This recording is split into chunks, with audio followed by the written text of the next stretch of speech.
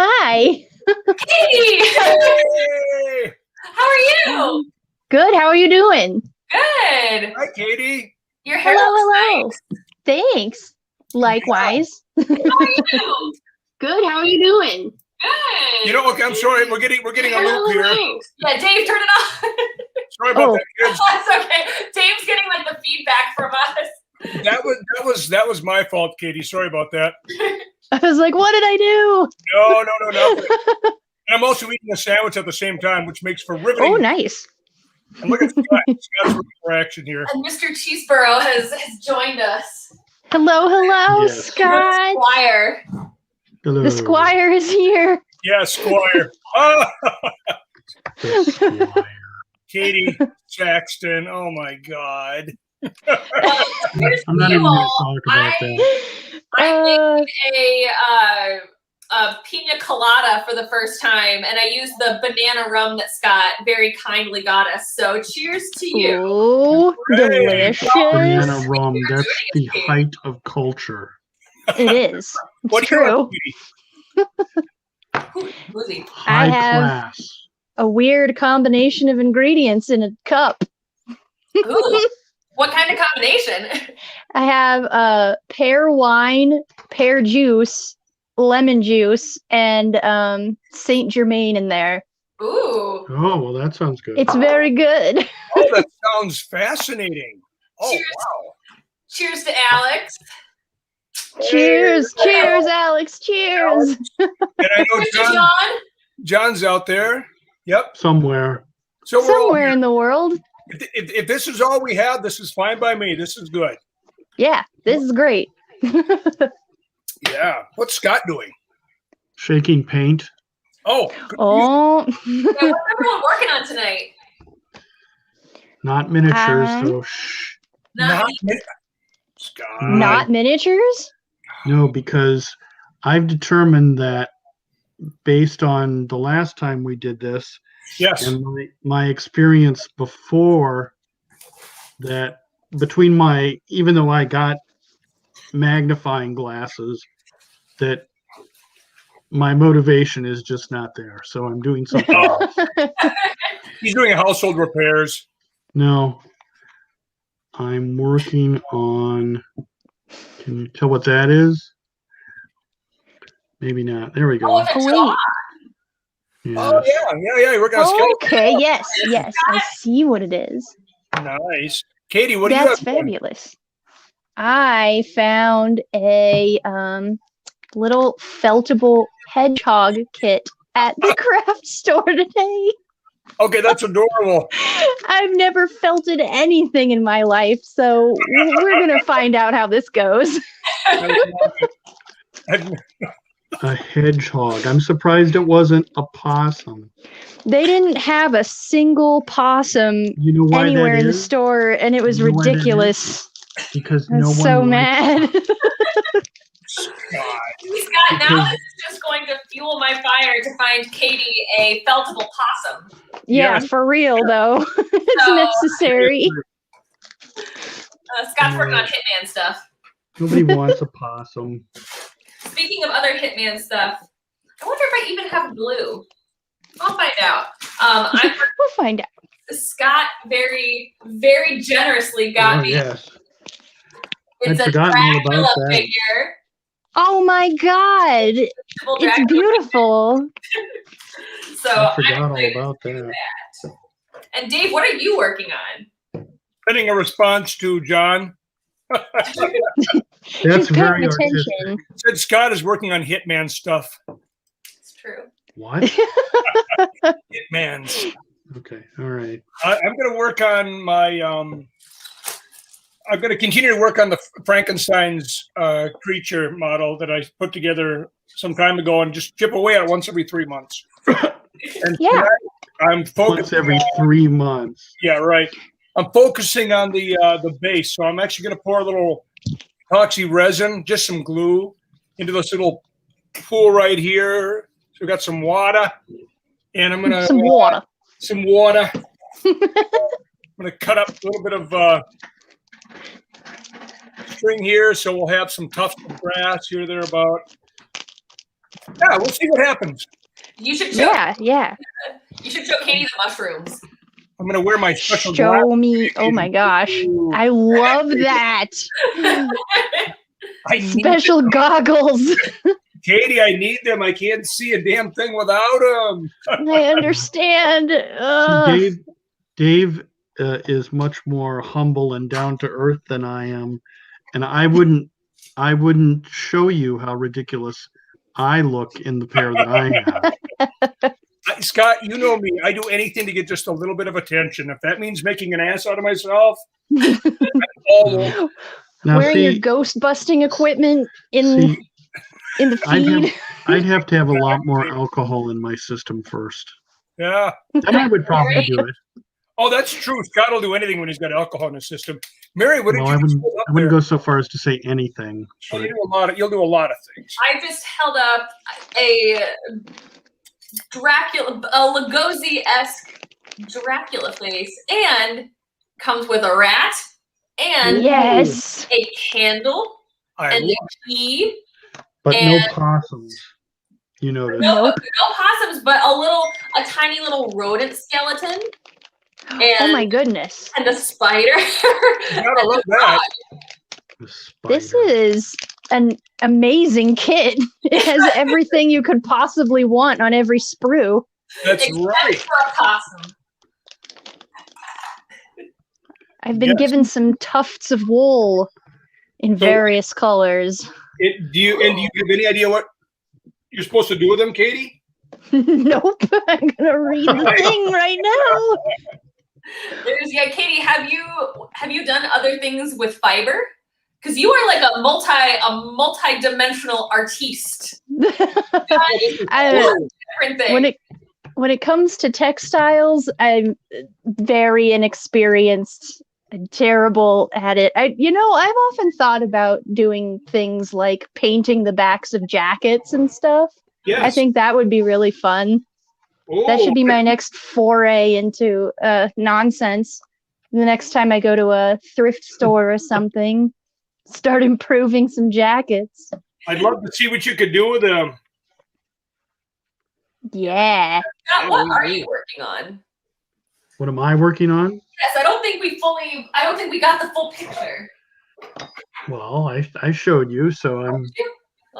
Oh yeah, sorry, the jaw. For some reason, I was like, what? Which goes with this. Wow. Is that That is Yes. awesome. So it's an experiment, really. I'm trying to enhance the realism of this. So we'll see if it does that. Because the teeth and everything is just the same color as the skull. So we'll see if it doesn't. So since we're all here, and I know this has been a topic of conversation more than once on Twitter, at least, Katie, Hammer or Universal? What? Oh God. There's no wrong answer, Katie. She might be one of those people who doesn't care. You know, Well, it's like, who cares? I care deeply without knowing the answer. Let's just put it that way. I want to say that Universal is going to be my first choice, just because it was, my first experience. Sure. But I really love the creativity and the different forms of lore that Hammer came up with subsequently, Mhm. And there's so much stylistically that I love about Hammer, with the bright candy colors of the blood and the makeup, and it's a totally different experience. But I also just really miss the look and feel of black and white films. I just feel like nowadays it's so underutilized that it just feels nice to go back to Universal sometimes and Because get deeply creeped out by shadows. Well, black and white films are boring. God. Nobody wants to watch Here black and first. nobody wants to watch black and white films anymore. They're boring. Oh. Bro, he hates black and white films. Did you say I hate black and white films? Yeah. No, see, the thing about it is that boring things gravitate towards one another, and therefore I really like boring things. So I'm kind of like Bert on Sesame Street, you know? So I You like boring things. Yes, exactly. I do feel like Dave and Scott are sort of the Bert and Ernie of the horror world. No, just stop. Just stop. But they're so cute, Scott. You hear that, Yeah, Scott? well, We're cute. That's great. No, that's not what I want to hear, you know? That's What would great. you rather hear? That you're like scary? No, I just don't need to hear that I'm like a Muppet, you know? We're all like Muppets in the end. We are all like Muppets. It's true. We, Uh, jeez.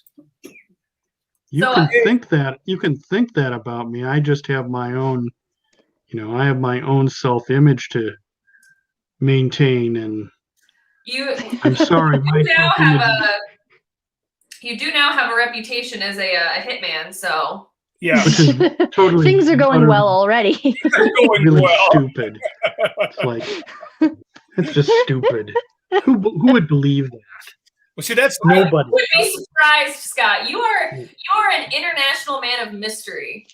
You know, just by I'm not even going to dignify this with a further conversation. All right. Okay. Scott, Hammer or Universal? I'm not doing that. Sorry. No, Why not? That's part of the no. fun. Yeah, who said you No. can avoid the question? I thought that Okay, Okay. Let's see. I don't know. My knowledge of movies is limited. So there you go. yeah, I right. don't know well, much. that. Just like things in general. I can talk a lot about a lot of things, but whether or not I really know anything, that's a whole nother issue. I feel See, like I'm of the opinion that I like them for different things. Yeah. Yeah. Like I love, because you can't. How can anyone not absolutely love Creature from the Black Lagoon? Yeah. You know, I was talking about that the other day, how like growing up I watched Creature of the Black Lagoon and I really loved it, and I always wanted to rewatch it again and again, but nobody else wanted to watch it with me. I would suggest it and be like, come on, please. I'm like, no, I don't want to. It's like, why? So I think that, Scott has a point where people are like, that is not my first choice. There are no colors in that Yeah. film. Katie, we will gladly watch it with you. Mhm. Oh, good. Finally, somebody who Yeah. appreciates it. Exactly. Once she, my daughter, when she was small, grew up watching all the Disney movies and got sophisticated enough to pop the cassettes in the VCR and would do so at the crack of dawn. And I got tired of hearing all the songs over and over again. And I said, hey, when she was probably less than 5, I said, how about if we watch this movie and we'll talk a little bit about it. And I think you'll find it interesting. So I got out Creature from the Black Lagoon, and explained to her that this was all pretend and this was a guy, actually a person in a suit and all that kind of stuff. But they're pretending. She was on board with that. And then she was really on board with it and she'd watch it on her own. And it took a while, but that was sort of the doorway into saying, hey, watch these other movies that, your friends won't watch because they're too cool.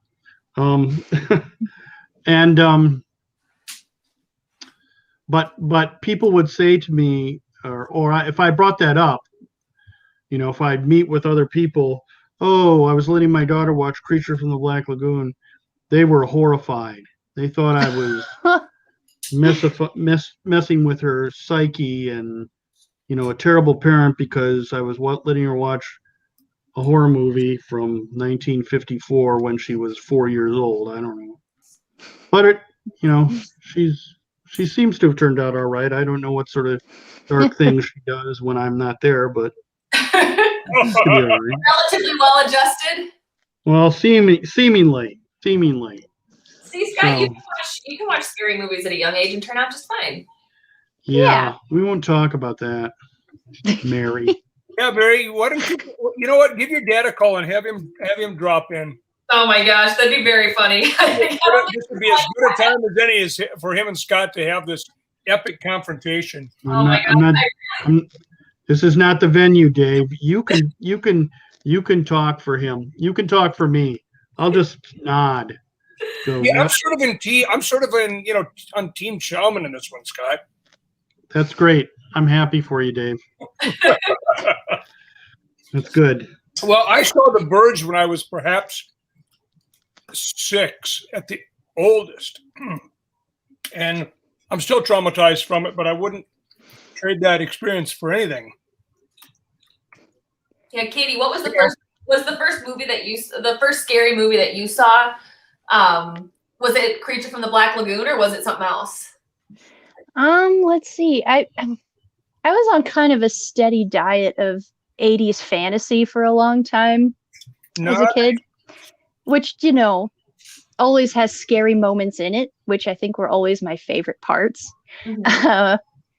So I think when I think back to like the first scary thing I saw as a kid, the first thing I think of is that scene in Snow White and the Seven Dwarfs, the Disney version, where the hunter is like chasing Snow White because he wants to, tear her heart out and put it in a box. Sure.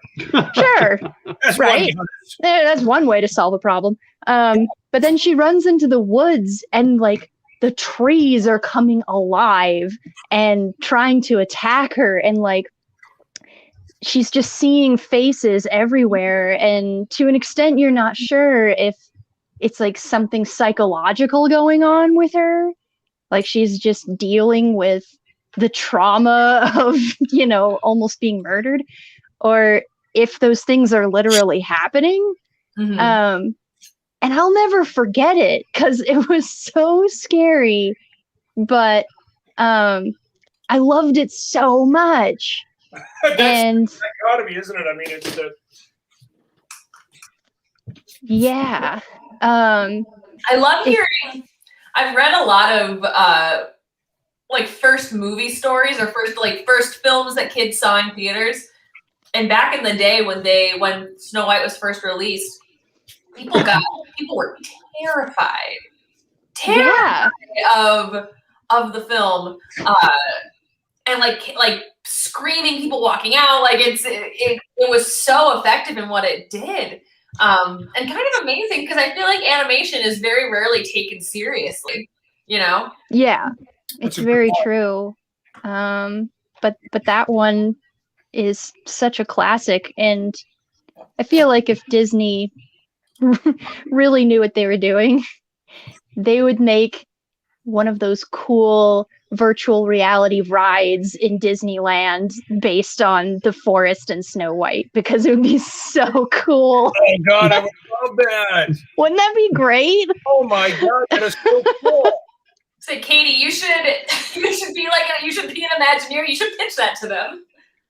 I should. Someone should just give me billions of dollars so I can make a theme park that is 100% Halloween themed. Sure. And, there will be carts with like custom flavors of s'mores that you can pick, and people in costume everywhere with candy. I have such dreams. I have $1 billion, so I'm giving it to you for that. That sounds like fun.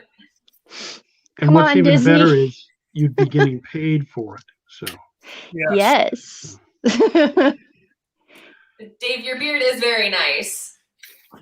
Oh, the beard? Yes. Well, I tell you what, it's easier than shaving. yeah. My wife likes it. I'll be honest. We've been married for almost 19 years now, and for the first 19 years, I didn't have a beard because it made me look a little bit too much like her first husband. So Oh we didn't do that. And in the past, years ago when I grew a beard, it would be really dark, like my, these ridiculous eyebrows. So this is softer and easier, and my kids like it, and the grandkids like it. So, and Mary likes it. So, I don't know how Scott feels about it. We don't talk about these things. no! You don't have beard discussions? I prefer the clean cut Dave Geister. The Dave Geister that used to have short hair, huh? That's right. Yep. Oh, I hear you. That's okay. Yep. But that's me. Yeah. Well, thank goodness. I'm trying something I've never tried before. I've got two-part epoxy right here. I just squirted out some of the. I know it's hard to tell, but anyhow, this is exciting to see. yes. Yeah. So I'm going to mix up some two-part epoxy adhesive, and then I'm actually putting in a tiny bit of oil paint, and we're going to see how it reacts, because I want to have just slightly discolored water for the creature to be walking through. So who knows? So like muddy water? Yeah. Thank you. That's the word. Brackish water, Scott. Brackish. Some Brackish. Wow, brackish you're even water. more effete, Mary. Are we just gonna have like a vocabulary battle? A feat? Okay. No, I didn't think that was that big a deal to use that word, but okay, whatever. I don't think I've heard a single person use that ever in spoken language. That's really sad. You're very erudite, sir. Yeah. You're a guest. Wait. Me, yeah, I was born 300 years too late. Aren't we all? Come on. Pretty much. Yeah, I think probably so. Yeah. Okay, so I just did my first test. It does, and I should have known this. It takes very little pigment to totally overpower Say hi. the epoxy polish or the epoxy resin. So that's good to know. This is good to know. Yes, Katie, this will come in handy someday. You know this. Oh yeah, well, I mean, I need to make brackish water all the time. Who doesn't? Yes. So, so this is good to find out now before I actually put it on the model. So I'm going to mix up a fresh batch with a lot more glue and a lot less pigment, and we'll see what happens. Fingers crossed. You've worked with that before, though, haven't you, Dave? Well, what I've worked with is the larger containers of resin to make quantities of fake water for various models. This is the first time I'm just using epoxy resin that you normally use for adhesive, because I didn't feel like breaking up the big oversized bottles to just that would probably be overkill. The size of my thumbnail. So we'll see if it works. Whatever, I can't go wrong. Well, that's not true, but those sound like famous last words. Yeah, You can go different yeah, rather than wrong. definitely go different. That's right. It's just different. Mhm. Exactly. So we have 10 people watching now, and Oh my goodness. well, It's yeah, Hi, 10 riveting people. television, isn't it?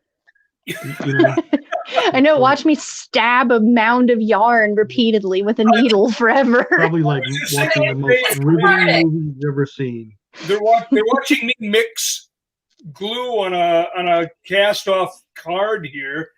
It's kind of funny. I'm shaving the edges off of plastic with an X-Acto knife. And my cat. It is the stuff of life. If you had a Important straight stuff. razor, it'd be more exciting. So I assume, there are 11 people here. Hello, 11 people. Hello, everybody. I wonder if this would be a good time to introduce ourselves and say a little bit about who we are and a little bit about what kind of crafts we like to do. So I feel like we all have lots of different things that we handwork and art and all sorts of stuff that we do. So Katie, since you're a guest, you should go first. Yeah, pressure's on. Okay. Katie. Yeah, I'm Katie. If you don't already know who I am, I am an illustrator, or I try to be. I Definitely. like to draw monsters and horror-related things and fantasy-related things. And I'm also a designer, so I make things like stickers and t-shirts and pins and stuff that you can have in your very own home. When I'm not doing those things, I attempt to cook good food. I hang out with animals, and I like to learn more about wildlife and biology. I watch too many horror films. I have a feeling that's a common affliction here. Yeah, it's a very common affliction. It's a good affliction to have. I am a petter of cats. Pet a lot of cats, and that's let's see, what do I like to do otherwise? As far as crafty stuff, I feel like it's interesting because drawing and what I do for my job are both things that I like to do. So, I'll be drawing even outside of work, whether I like it or not, because it's just kind of what I love to do. Well, Katie, we have some examples of some of your art here in the Deep Dark Lounge. I wish I had it within reach here, but we just recently got. Now you're teasing people. I know. Well, I want them to. Oh, I've got some of this here. I really want. I don't know where it is. Exactly. Yes. Yeah. Just like saying, I have 14 pounds of gold bars right near me, but I don't know where they are. Where could they be? Yes. There's a question here about what you're working on, Katie, with felting. So I'll be right I've back. never felted before, and these directions I've been given in my little kit are really vague. But it says, pull the wool apart and roll into egg shape, needle it until it holds together. And so I'm like, well, needling surely just means stabbing it repeatedly with this sharp needle I've been given, yes? So one would think so. It does seem to be starting to hold a shape. I think that you just over time just shred the fibers of the wool and it just changes the texture until it becomes dense and forms a shape. But yeah, for those just coming in, I'm trying to make a hedgehog. We'll see how it goes. So yeah, Katie, just run and grab. This is on my fridge. Oh my goodness! Look. Self-care, and then sticker. Stickers! Yay! Oh, it makes me so happy to see these things.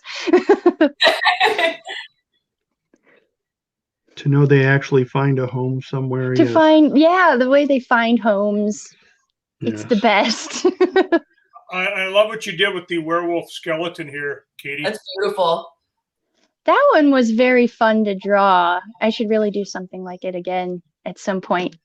But I've been doing a lot of contracts lately, so actually, I managed to do a piece of personal art recently because I'm hosting a watch along of Alien and Aliens on the 26th.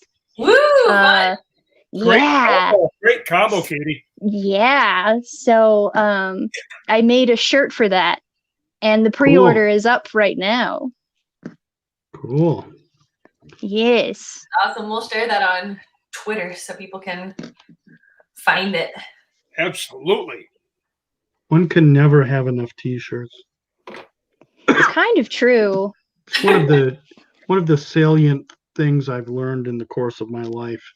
You can never have enough t-shirts. Well, and in our little world here in the Deep Dark Lounge, Scott is the bringer of the t-shirts. It's true. Well, it's been a while since I've done that. This one. Didn't you get this one, Scott? That's a really good one. Yes, oh my God. I love it. One of two Christopher Lee shirts that I have.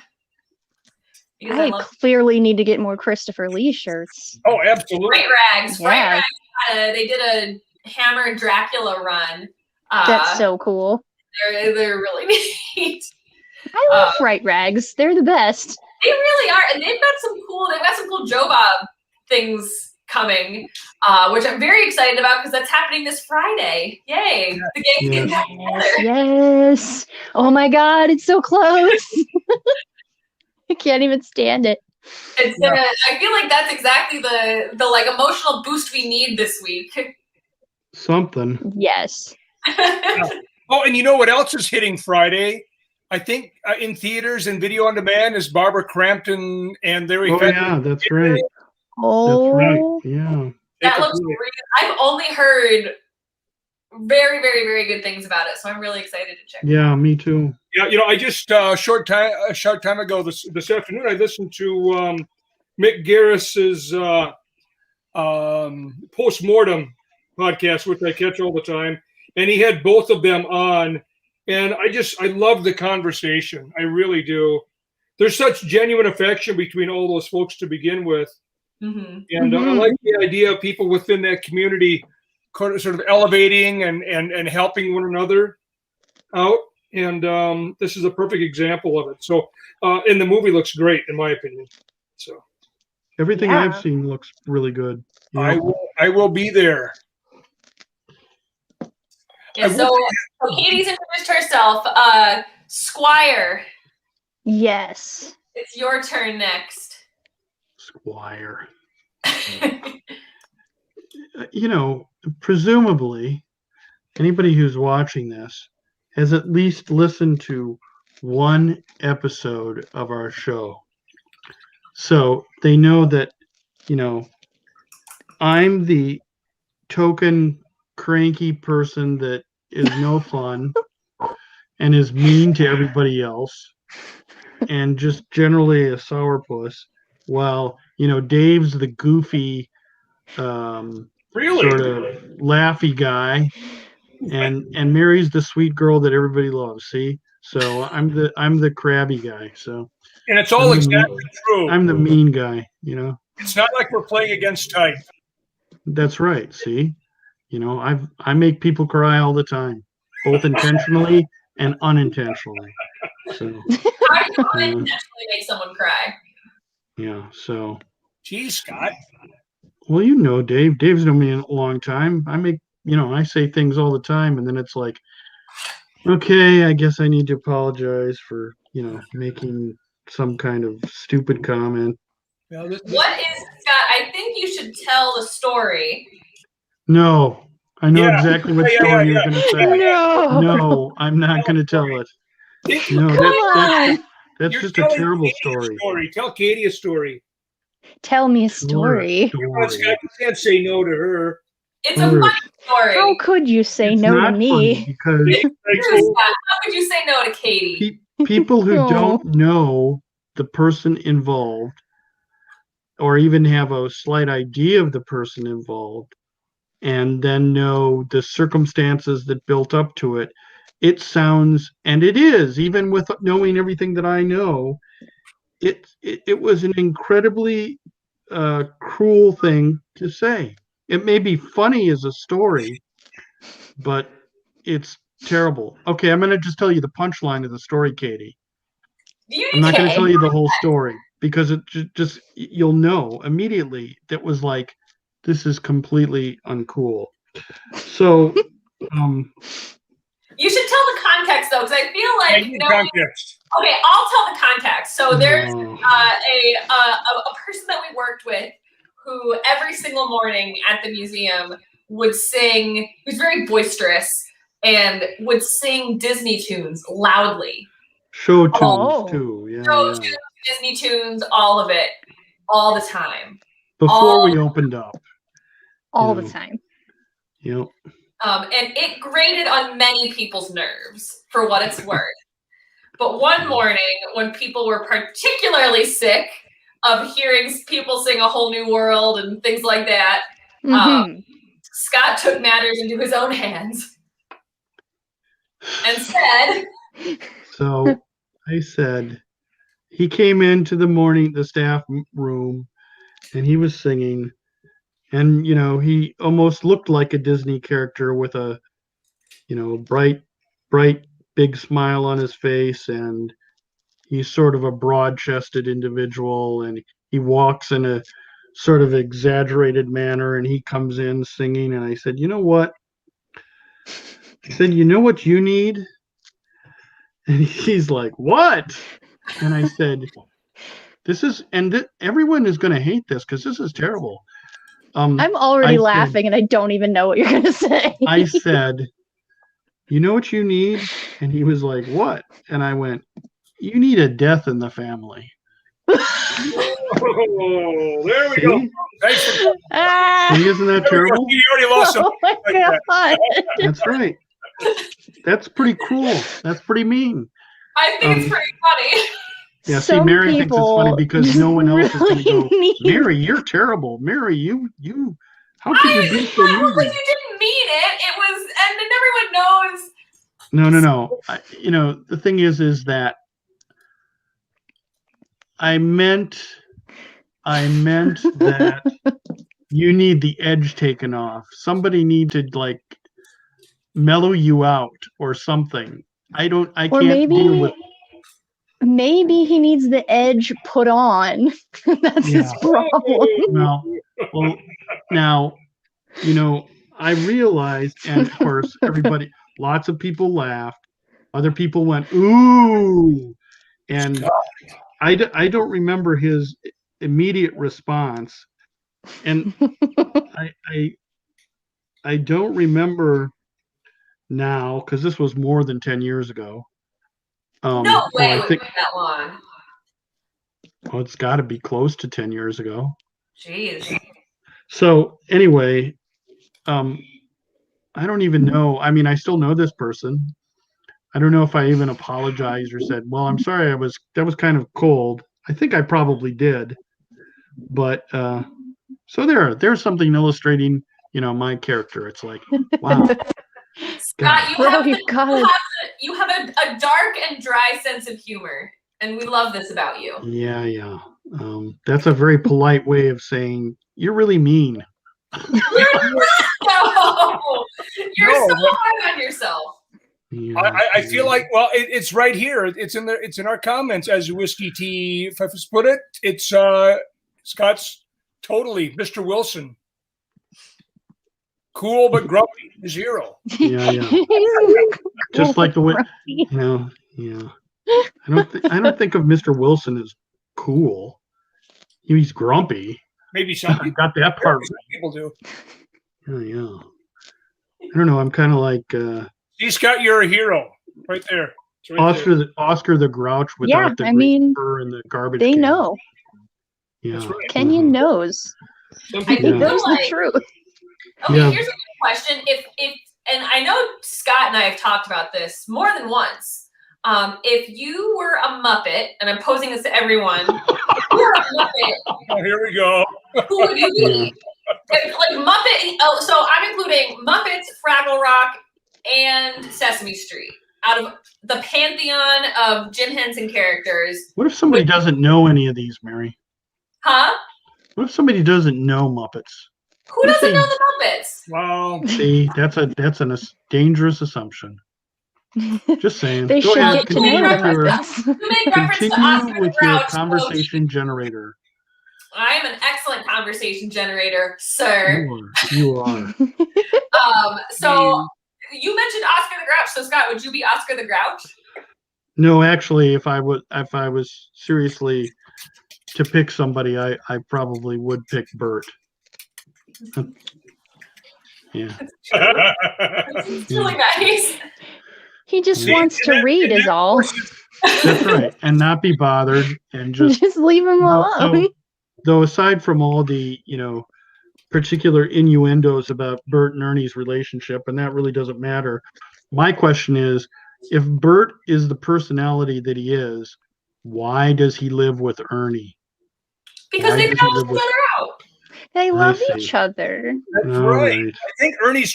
I think Ernie thinks that he can change him. Love doesn't have to make sense, Scott. That's right. Okay. All right. Okay. Dave, who would you be? Huh? I'm Ernie. You just said that just to be a jerk. Night Beast, you gotta I look should- up the now see, Muppets. I could It's have really, important. I could have really screwed with people and said, I'm like Herbert Birdsfoot, because most people don't even know who Herbert Birdsfoot is. But if you Google it right now, Okay. you'll find Herbert Birdsfoot. What about the one who's the eagle? Who's what? The eagle. Oh, I don't even know that Yeah, guy's what name. is his I think name? his name is Sam the Eagle. I think I you're think right. I think it is he's like Sam. a Feels right. Yeah, doesn't it? I mean, it's a lost But- opportunity But if it isn't. He's a very Exactly. moralizing, patriotic kind of guy, and that's not really me. I hear you. So if Dave's Ernie, Katie, who would you be? What? Is it Beaker? Bunsen Oh, Beaker? I think I'd be Beaker. Yeah. Cool, Dave. well, Oh my I'm just, gosh. I'm just trying to, make this mutated were-rat creature look. Well, I was going to say the Frankenstein changed. I'm trying to bring up the rib cage and the skin here, and then some detail with the teeth. It's a little tricky, and of course, this camera doesn't do any favors. But anyhow, chipping away at it. And the water that I poured seems to be working. Oh It wow, does it looks pretty cool. awesome actually. Yeah, it looks really good, Dave. Yeah, it worked out. And what I'll do is, I'll come back in a short time and I'll start adding, fake grass and a few other things. So there's some nice contrast. But That's yeah, going to be really nice when it's done. well, it's about time it's finished because I'm pretty sure I started it over a year ago. So Beaker is rad as F. Yes, absolutely. It's That's true. what they. Yeah. Wasn't that the catchphrase on the show? That's exactly. Yeah. Yeah, Yeah. exactly. I think There's my parents went to one of the rallies for science. It was a protest that was about for environmentalism, and there was someone dressed up at. This was a while ago, but they sent me a picture. There was someone dressed up as Beaker and Dr. Bunsen Honeydew, and Oh my god. Dr. Bunsen Honeydew had a sign that said, "Who loves science?" And Beaker had a sign that said, "Me, me, me, me, me." That's perfect. Oh my Isn't that Those really people were hard? those people were just waiting for a venue to use that poster. They weren't really in there for environmentalism. It was like, we want to have a poster that I can say me me me me on. It worked. also Mary likes dad jokes. It's true. I like puns. He who would pick a pun would pick a pocket, Oh, here's which I would also do. Oh no, please. I think if I was a Muppet, I would be Big Bird. That's a very good choice. I Yeah. feel like I would be a Big Bird. I just- almost picked Big Bird. Yeah. He wants to roller skate and have friends. Yeah, he's just like getting along with everybody, Trying to be nice. Just trying to be nice to everybody. Scoot by. So I like, and has an imaginary friend called what was Mr. Snuffleupagus. Mr. Snuffleupagus. Yeah. I don't have a Mr. Snuffleupagus, but I want to someday. I wonder if They put the people bunnies in outside of my institutions house for that. count.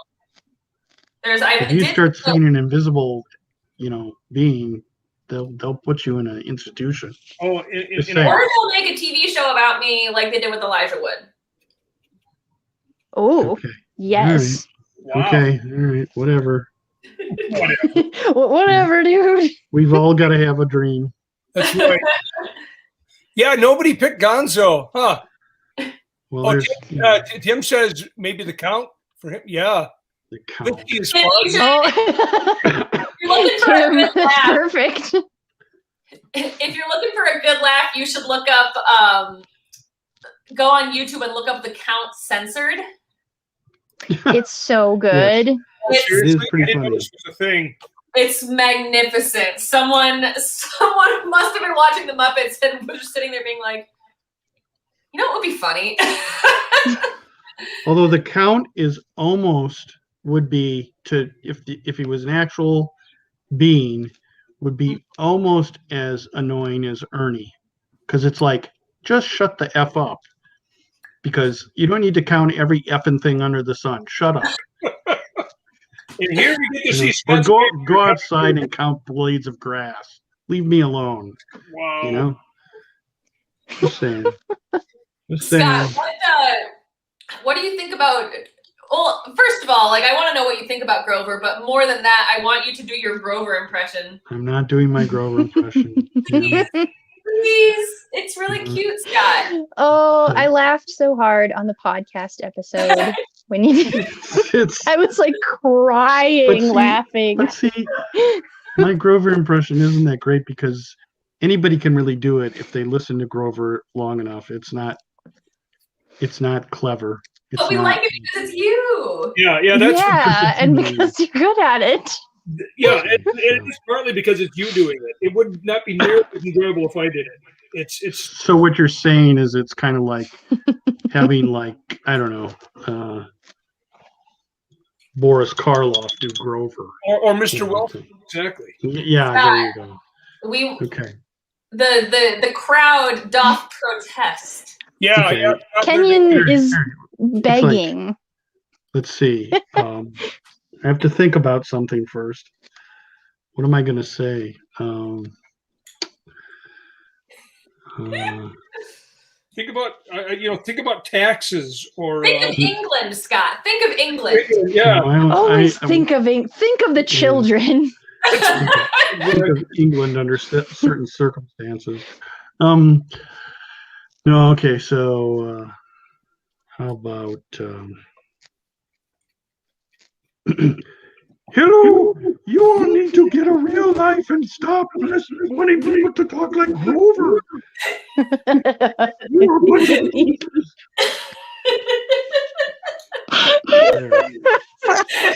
Well, there we go. There you go. Oh my god! Scott, it's really good.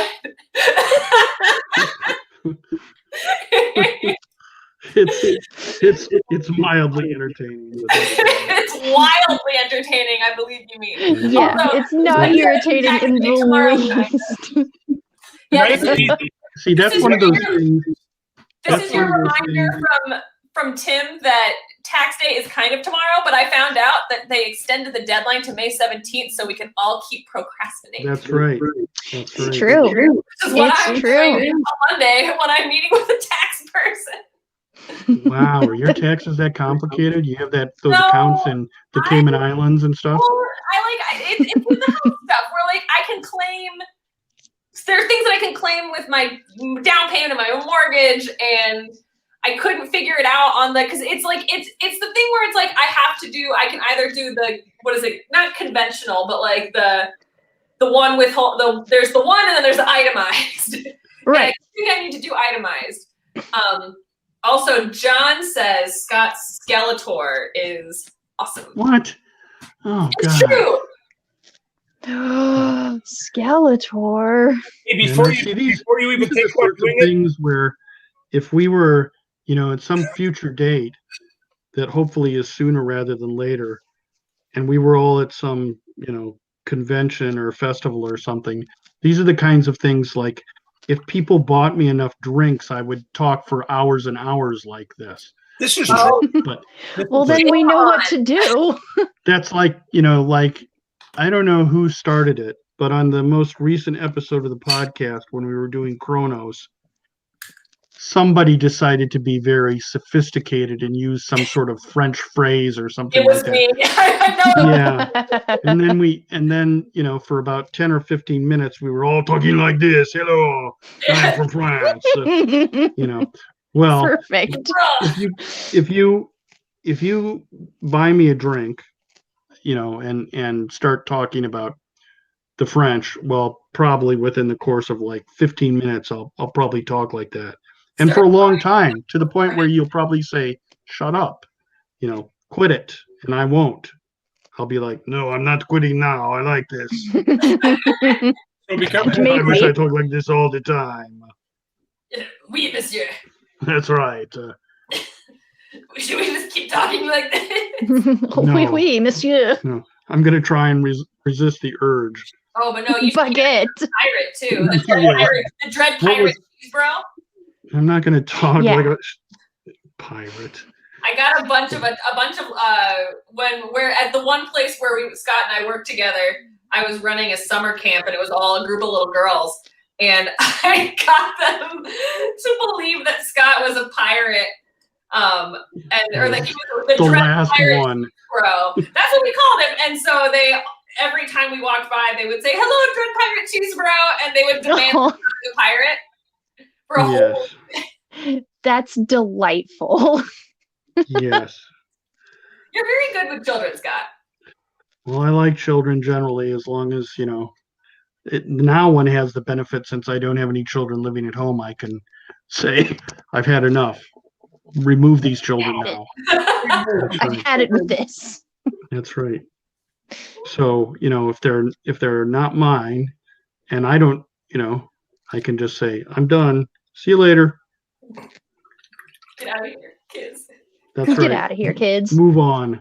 Get your kids out of here. It's great. And say Dave's got lots of kids around. Yeah, got- Dave is having Yeah. the second parenthood. He's Well, got, yeah, he's got kids there all the time. that's true. I got 5 little grandkids that spend a lot of time here, which I love, but it does wear me out. But I love that picture of you and the chillins in a giant pile asleep. yeah, that was kind of fun. I was making up, usual stories, and the problem is you tell one and then they want another one, and they test me. But it's worth it. It's worth it. I know how to stop that. You just make the Tell stories. them go away. No, well, you could do that, but the Boring. simple way is to just make the stories more and more horrific with graphic, horrible details. No, Yeah. you know these children, Scott. They like that stuff. No, but you Yeah, tell them the stories it's like true. Bonafide monster kids. Yeah, the story of like Beowulf, where where Beowulf rips out the arm of Grendel, stuff like that, and then he My old bleeds to death.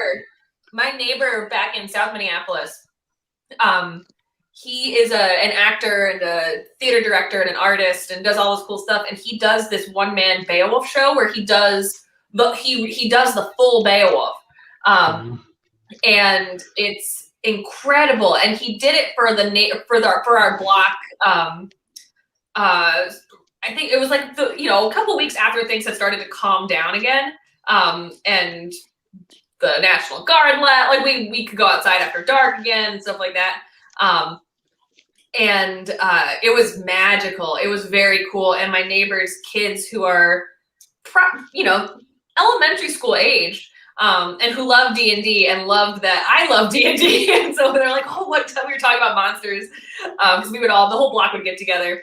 But they were absolutely enamored with my friend John's Beowulf, and it was very, very cool. So I really hope that he gets to do it online or something, because it was like one of the coolest theater experiences I think I ever had in my life, and it was in my neighbor Javier's backyard. and like having your own guard right there. Yeah, I mean, he really is. It was like I was just it was unbelievable. It was so cool. So really special things. So there are children who like Beowulf. That's true. Hey, I have a Can question make it work. for folks. First of all, Tim says he's waiting for me to do a Stephen King reading. I do that at night with my dear wife. We're about 3/4 of the way through Salem's Lot right now, so things are getting nasty and bloody all over Salem's Lot. I have a question, folks. By group decision, am I going to go with like reddish pink eyes on this guy, if I can get it, or am I going to go with beady black eyes?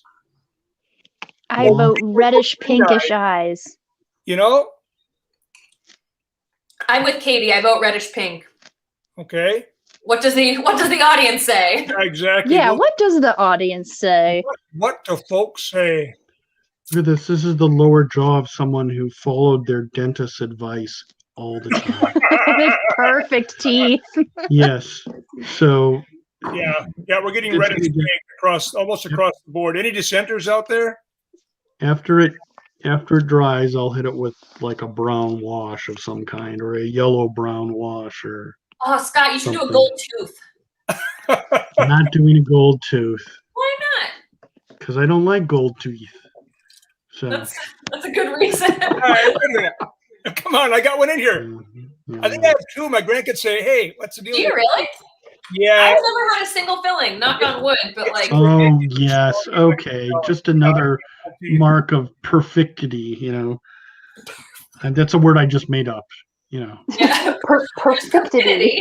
Perfectity, meaning just Perfectity. another example of Mary being Holly Sunshine perfect. We all know that's not true. Well, I just have good. And who knows? Maybe I have a really bad cavity right now, and I just don't know it yet. well, I wouldn't wish that on you. Oh, I wouldn't Sure. wish it on me either. Scott's supposed to do a red tooth. Yeah, Also- Kenyon's thinking that. There is no You should do such a thing red as tooth. red teeth. Well, There's no such thing as red teeth. you got to take it up with whiskey here. Okay, well, So here's another I would project do. that I'm gonna work on I at some have this is one of the better plastic skulls that I have. I have a couple of really cheap ones that I've been toying around with painting a candy apple red. So maybe I'll do something there. So this is a Would cross God like to live There you to go. this I like year? that, Mary. I'm gonna I cross stitch it and then put it in my house. Yes. Probably Yes. for a bunch of other people too. So Please do. I will send them your way once I sew them. I'm like slowly unpacking all of my fabric stuff. Another fun thing that I can show you guys. A secret, not really a sneak peek, but like It isn't a secret now. well, it's not a secret now, but like I'm making a shirt that's very frilly and very silly and fun. Oh, Yay. damn it. I thought it was Oh going to be my like God, a pirate With shirt. that heads. They're so cute. When you said frilly, I was hoping it was going to be like a pirate shirt. It's not gonna be quite like that, but it's gonna be something. But it's Pinhead. It's peonies and Pinhead. It is. Some pinheads. Kind of like it, I have to admit. I love that. So that'll be fun. So, is it true? I've heard rumor that we are competing against some sort of award show tonight. Is that correct? I thought so. Yes. Are the Fangoria Oh. the No, I think or is that when is that? Is that next Wednesday? Tonight is the Scene Snobs. They're announcing That's what it is. the people who have been nominated for Snobbies. And if Oh. we weren't doing this, we'd be over there right now. And I think that there's also it's multi venue, if you will. The Rondo Awards are pretty soon as well. Oh, that would make sense. Cool. Yeah. There's a lot going on. And Yeah, Yes, you guys are here watching us. well, as with many things, a lot of times we schedule things and then we don't realize all the conflicts that there might be, even with our own, individual persons. It's like, well, we can't do that, or Dave can't do it, or Scott can't do it. Yeah. So we're all everyone's got stuff going on. Yep, it's true. Fangoria is Saturday. Okay. Or Sunday. Oh, excuse me, Sunday. Yeah, I'm sorry. Andrea says it's Sunday. Yep. Fading Arcader says it's Sunday. Yep. Well, there we go. I'm looking forward to Friday night. Yeah. I need my Darcy, the mail girl eye roll at Joe Bob at least one. And Well, I expect it will happen at least once. You think maybe? I'm very excited for. Oh, that looks good, Dave. Well, we got at least a couple of red eyes here. Little hard to tell. What I'm going to really hard to tell in this screen. But now I'm going to come back with just a little tiny dab of white and make a little highlight there. That's sort of appropriate since that's actually Dave's favorite drink. It is actually. Oh, let's see. Alex got on early. Nobody got the reference. Let's see, Dave loves red eye. I do. Thanks for coming around, Alex. Thanks, Alex. Hello. Goodbye. Goodbye. I know it was riveting television, wasn't it? Yeah. Okay, so what I wanted to look up, and I just grabbed it on Twitter. So the clues for this week. So it's Eli Roth is a guest on, which is pretty cool that they got Eli Roth. Yeah. I have his work isn't always my favorite, just for my own. Just what I mean, it's just not what I like. But if you like it, cool. I did love him in Inglourious Bastards. Yes. But this week's clues for the movies are both movies influenced Eli Roth's own films. The first in a huge way. The second was filmed 15 minutes from his childhood home. Wow. Okay, Yeah, I have no idea for either of those. What could that be? What are people thinking? They're 80s movies that influenced. Are they 80s movies? Oh, thank Okay. you. How old is he? I mean, He's not much older. he looks to be in his early 30s, or I think he's in his 40s. He's got to be in his 40s. Oh, really? Okay. Because he made Hostel when I was in middle school, and I only know that because we got it from the video store and I watched it when I was like 13. That's terrible. So Kenyon says House by the Cemetery and Cutthroat Island. I think Okay. so. I also actually guessed The House by the Cemetery, and then the other one is To Be 20, which I think really influenced Hostel. So he was born I've in. never even heard of that movie. Hey, John says he was born in 72.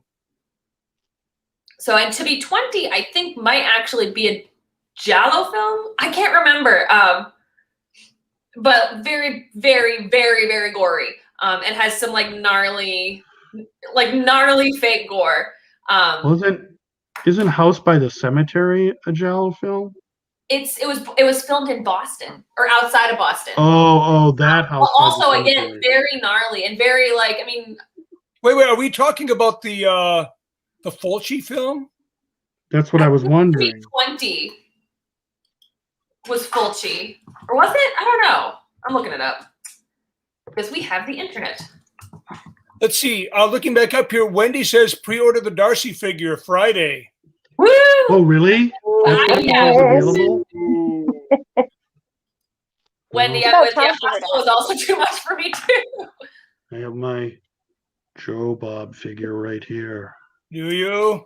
That's great, Scott.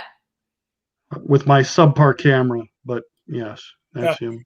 Wendy, I've never seen Hostel either. I've seen a few little snippets of it. I reached a point a few years ago where I simply don't enjoy, movies that have that type of violence, even though there was a time in my life when I was fascinated with it from a visceral standpoint and certainly from a technical special makeup effects standpoint. But as I've gotten older, my tolerance for those types of violent scenes has dropped off drastically. And I don't mean that as a judgment on anybody who enjoys them. We all have our own thing, and at various points I've liked that. Mm-hmm. But I've gravitated towards either more cartoonish scenes of violence in movies, or more of an implied act of violence. But who knows? Yep. So John says the house by the cemetery is Fulci, which I didn't know that. Oh yeah, okay, it is Fulci. Yeah, so it is that's what I Fulci, thought. which is exciting. And then the other one is Fernando de Leo in To Be 20. I don't know that one. Yeah, I'm not familiar with that one. It's interesting. I think you both would enjoy it to an extent. It's like, I don't know. I watched it. But it's from 78. Huh. It's not an 80s movie. It's close enough though. Yeah. I really hope I get it wrong. I did my research. I was like, okay, what movies are similar to Eli Roth? And I was like racking my brain. So, but I think if House by the Cemetery is it, I think that we all deserve like a cookie. A drink. If I remembering correctly, House by the Cemetery, for those of you who have seen it, I've seen it a few times. Doesn't it have like a really annoying kid? Yes. Okay. Yes, it does. Yep. And there's some, wonderfully shocking scenes of violence in the basement. Mm-hmm. Yes, that's right. Yeah, everything sort of happens. I'm going to run downstairs really quick because I am roasting a chicken and it takes a while. And it might be You're not running down to your murder cellar, are you? I'm not going down to the murder cellar, but someday I should do a video of the murder cellar because it is God. very scary. Yeah, just checking. I'm very curious about the That would be a murder really cellar. bad place to roast a chicken. We haven't been down there, Katie, so, we just... Yet. We've seen the door leading to it. I And just I've want looked to see into a it. murder. The door is pretty scary though because it's got like a red paint strip. Like it's scary. It's a scary place. Oh my Yeah, God. I've peered through the doorway. It's pretty, it's right up there. If we ever can truly get out of the Deep Dark Lounge, we might try to do an episode there. That would be so good. Nothing like a musty old basement. Or we invite all of you to the Twin Cities in the Deep Dark Lounge, and then we head over and we do a pajama party in the murder cellar. Perfect. I see no There. problems with this Should plan. be able to get, Yeah. 40 plus people in there. Yeah, what could possibly go wrong? Yeah. Yeah, what could possibly go wrong? Then Mary gets a visit from the fire marshal. We'll hear a Grover voice and be like, Scott? Yeah, And he'll be like, exactly. I didn't do that. Go away. And Yeah, I'll be like, Scott. oh, who was it? It's just, you're not doing anything wrong. Leave us alone. There you have it. Get out of here. That's right. Exactly. Hey, Katie, how's the felting coming along there? Well, I made something that looks not dissimilar to what a cat might cough up on your rug. I love it. Timothy just said we call those Michigan basements. Way back when, my father was born in Michigan. I was born in Michigan. And I've been in some of those creepy Michigan basements before. We don't have normal basements in Michigan. Or at least a lot of people don't. It's like they gathered all the rocks and stone that they could and sort of they have paths that lead back to their furnace, and that's it. Okay. It's weird. Oof. I don't know. It's a weird Michigan thing. I had never heard that. Well, I did live in one house that actually had a normal basement in Michigan, but I know houses of a certain age have these weird basements. So, Well, they should. Let's see. When I was growing up in our first house, we had an unfinished basement with these dirt walls. Oh, look at this guy. Going with pinkish hands and a pink. I love Really this hard. opossum energy. Yeah, really. So I didn't mean to interrupt you, Katie. What were you saying? Oh no, so the basement where I grew up had these dirt walls, and occasionally things would come through the walls, like snakes or mice, awesome. and it was pretty creepy. Yeah. That sounds almost like living in one of those sod houses in the 19th century. where you'd have things coming through the ceiling or the walls. It was a lot like that. Yeah. Very 19th century pioneer type thing. Yes.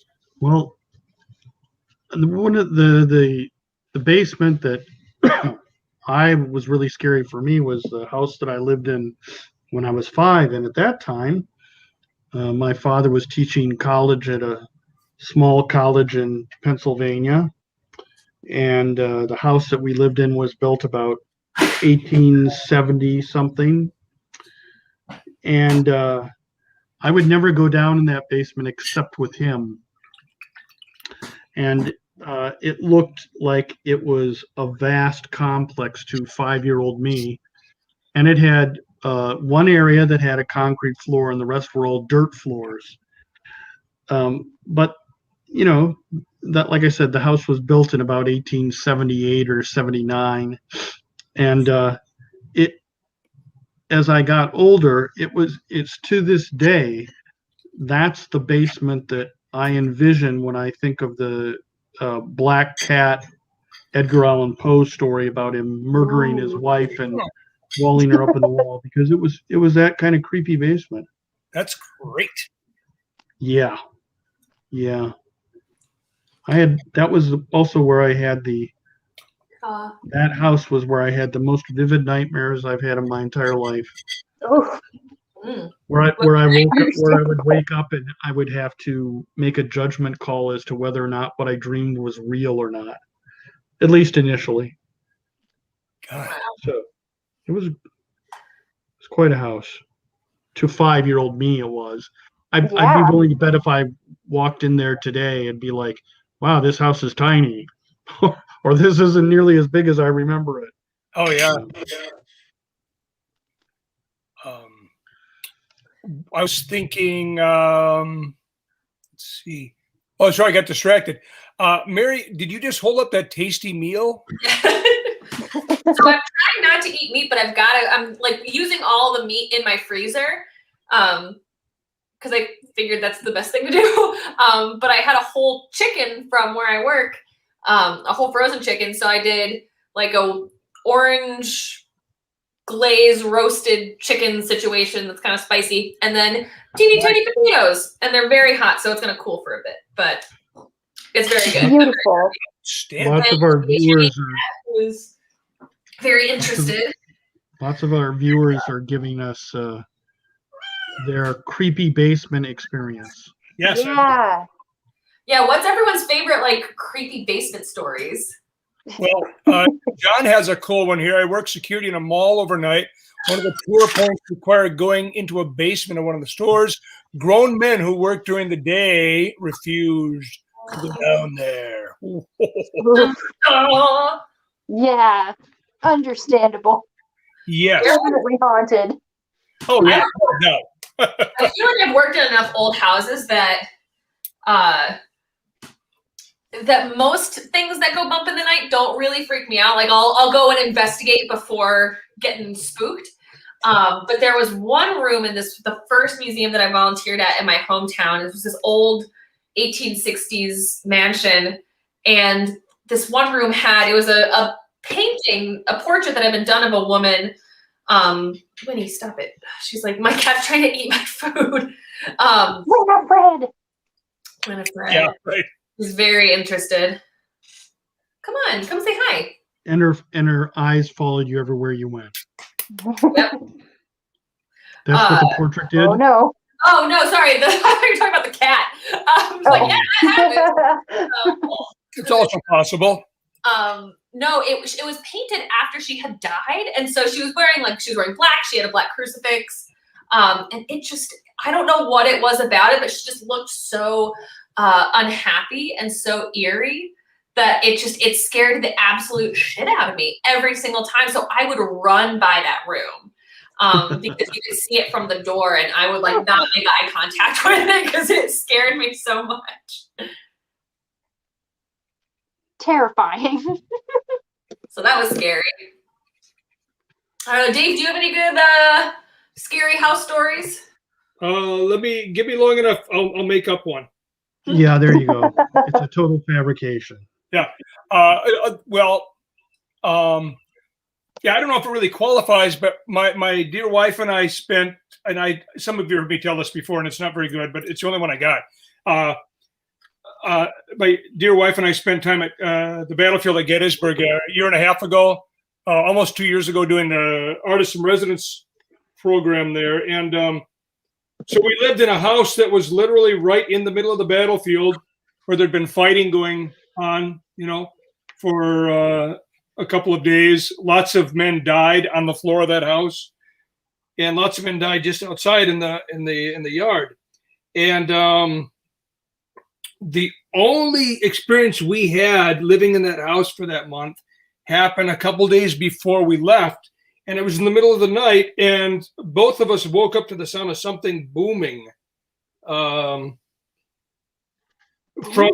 either within the house or adjacent to the house.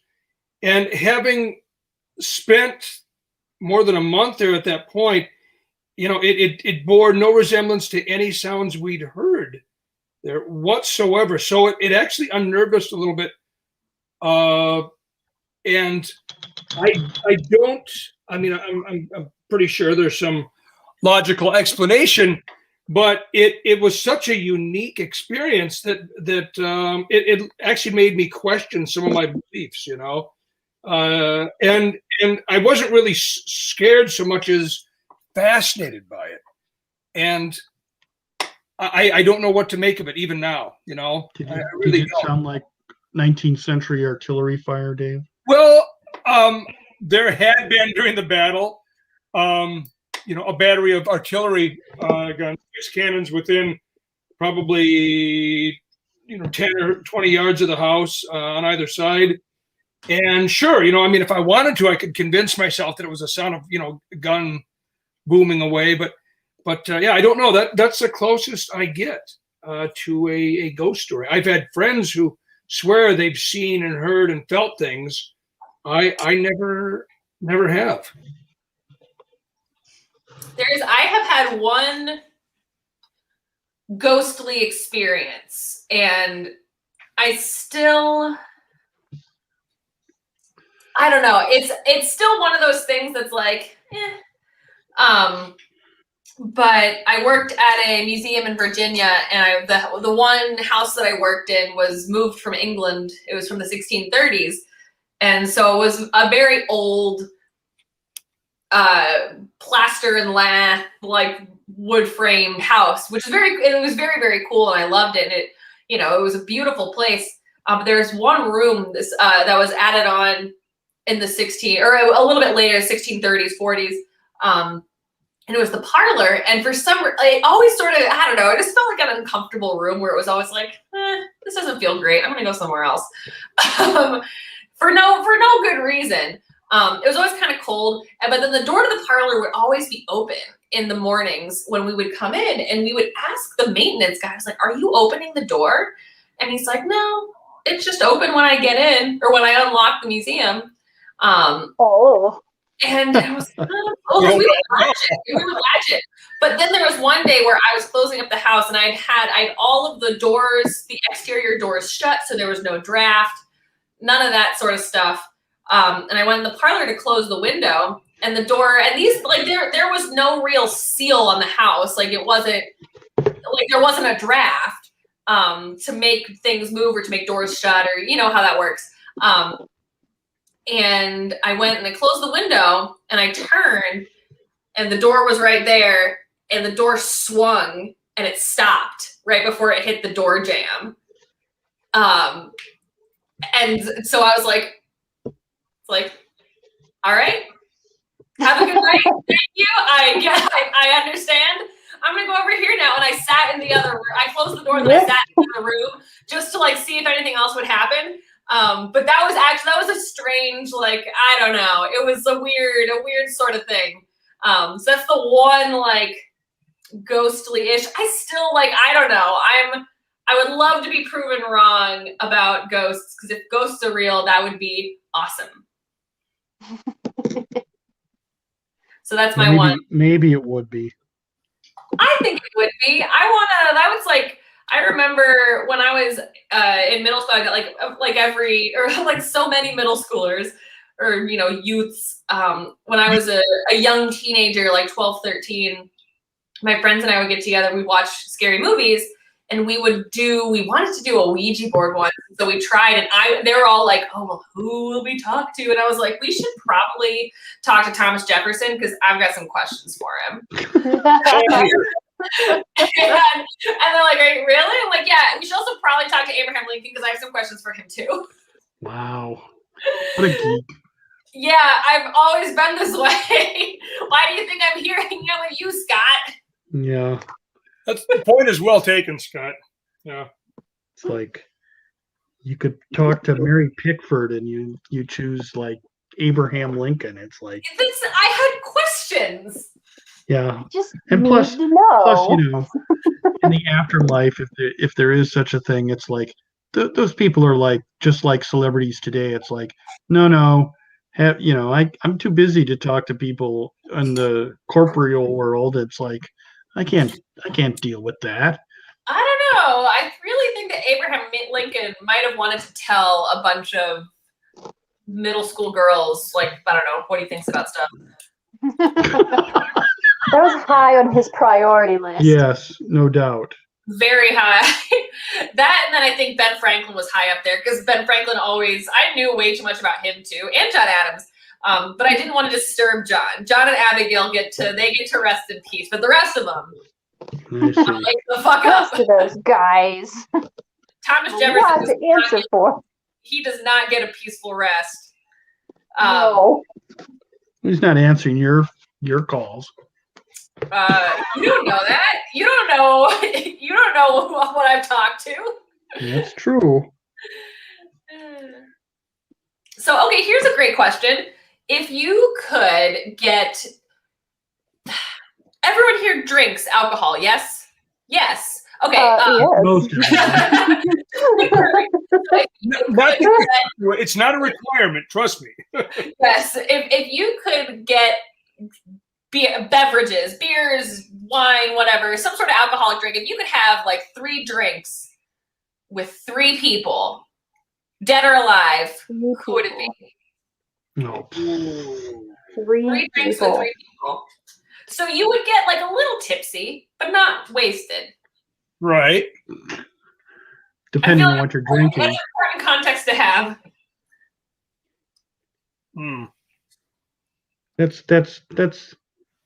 That's a tough one. You have to think about that one It for is a tough. while. I feel like so many of my answers would involve other artists that have already died too soon. So I can be like, how? How do you do what you do?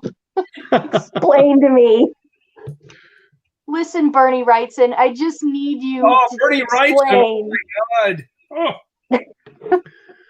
I just need you to take a piece of paper and draw anything in front of me so that I can learn from you. God. Yeah, I his pen and ink stuff, it's like, man.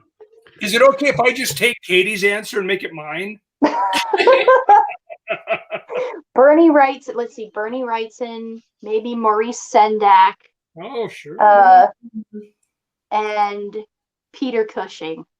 Because he was an absolute darling anytime he was in any interview. And I just feel like he would be so fun to talk to. Have you seen, Katie, there's a really great, there's so many great interviews with him, but there was a show called This Is Your Life. I don't think it was on the BBC, but it was on some British network, and they would take actors and public figures and sort of bring out all of the people who they've worked with and, important people in their life, and sort of talk about what all of their accomplishments, the work that they did. And they did a great one for Christopher Lee where they had like Oliver Reed, Peter Cushing, Vincent Price shows up at the end, and it was really cool. But the one they did for Peter Cushing, it was when he was quite ill and towards the end of his days. And he, it's just this little old man had his cane, and every person who came out, he would come and like give them a kiss on the cheek and called them my darling, and was just like, oh yeah, Oh, he seems like an absolute sweetheart. So cute. So Did you hear that interview where he was talking about how his mother would play dead sometimes? And he was like traumatized by how he thought his mom was dead multiple times. That sounds like something Scott would have do. I never did anything like that. No, no. And my daughter could testify. So Oh, that's no, fun. That's funny but horrifying. Yeah, I mean, it's especially funny knowing that he kind of stopped that behavior by taking a piece of toast with some marmalade on it and just splatting it on her face. Like, like, if you're actually dead, then you're not going to react to my toast. That's right. Oh, that's awesome. That's really charming. I want to assure there's been a couple of comments here that getting various requests to paint the teeth various shades. So this is just the first or base coat because I'm going to have to go back over this probably with a wash or several kinds of washes. Because as I said, right now it looks like this person had perfect teeth and made their dentist very happy. So that's not going to happen. So I'll be correcting it in some variety or another, fashion or another. Scott, 3 drinks with 3 people. Who would you choose? Three Scott drinks hates my with prompts. three drinks with 3 people.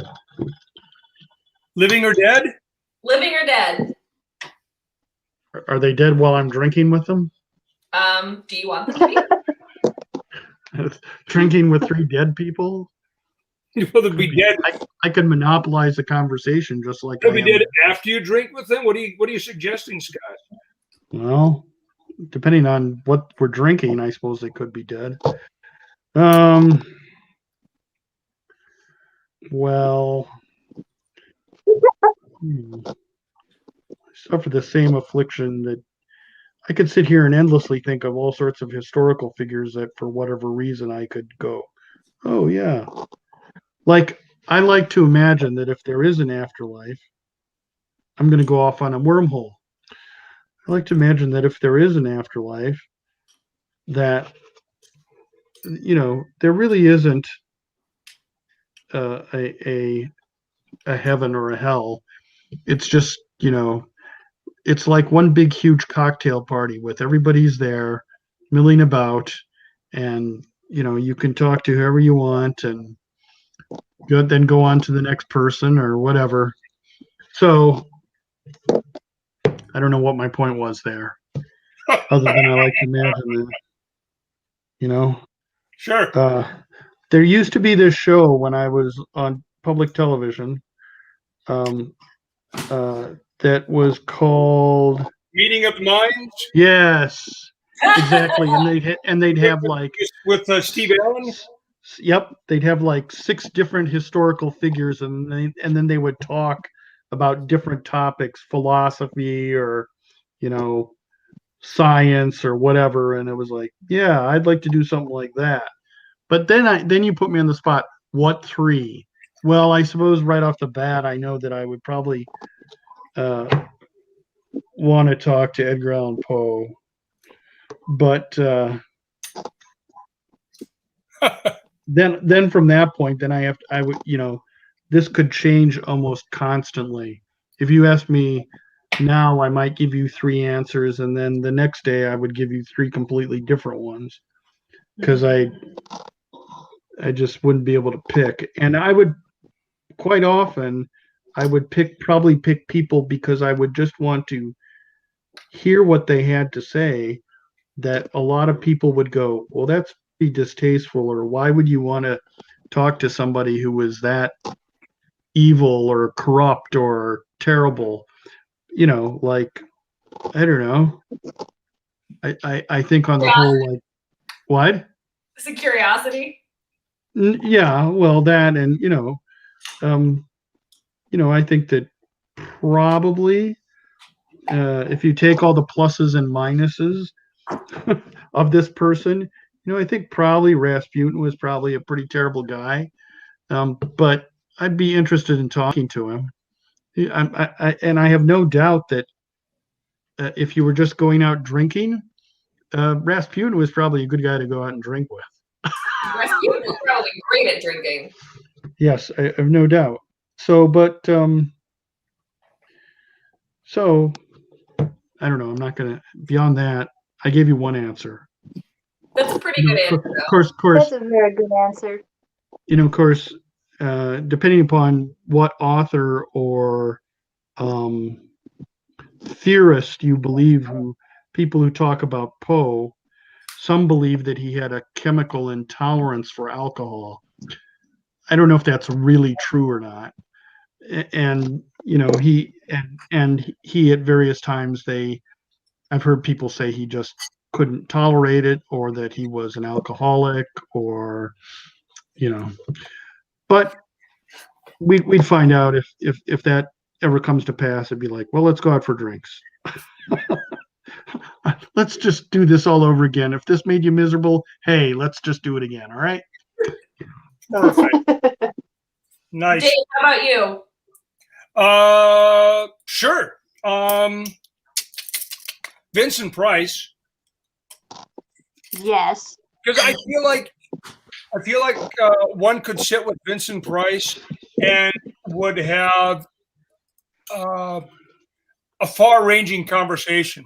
You could talk horror movies, but you could talk art, you could talk literature, you could talk growing up in St. Louis. I mean, just all these different things.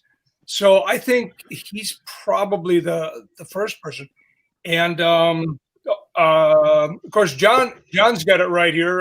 Guillermo del Toro would be great. Oh yeah. Oh yeah. Yeah, and then Guillermo.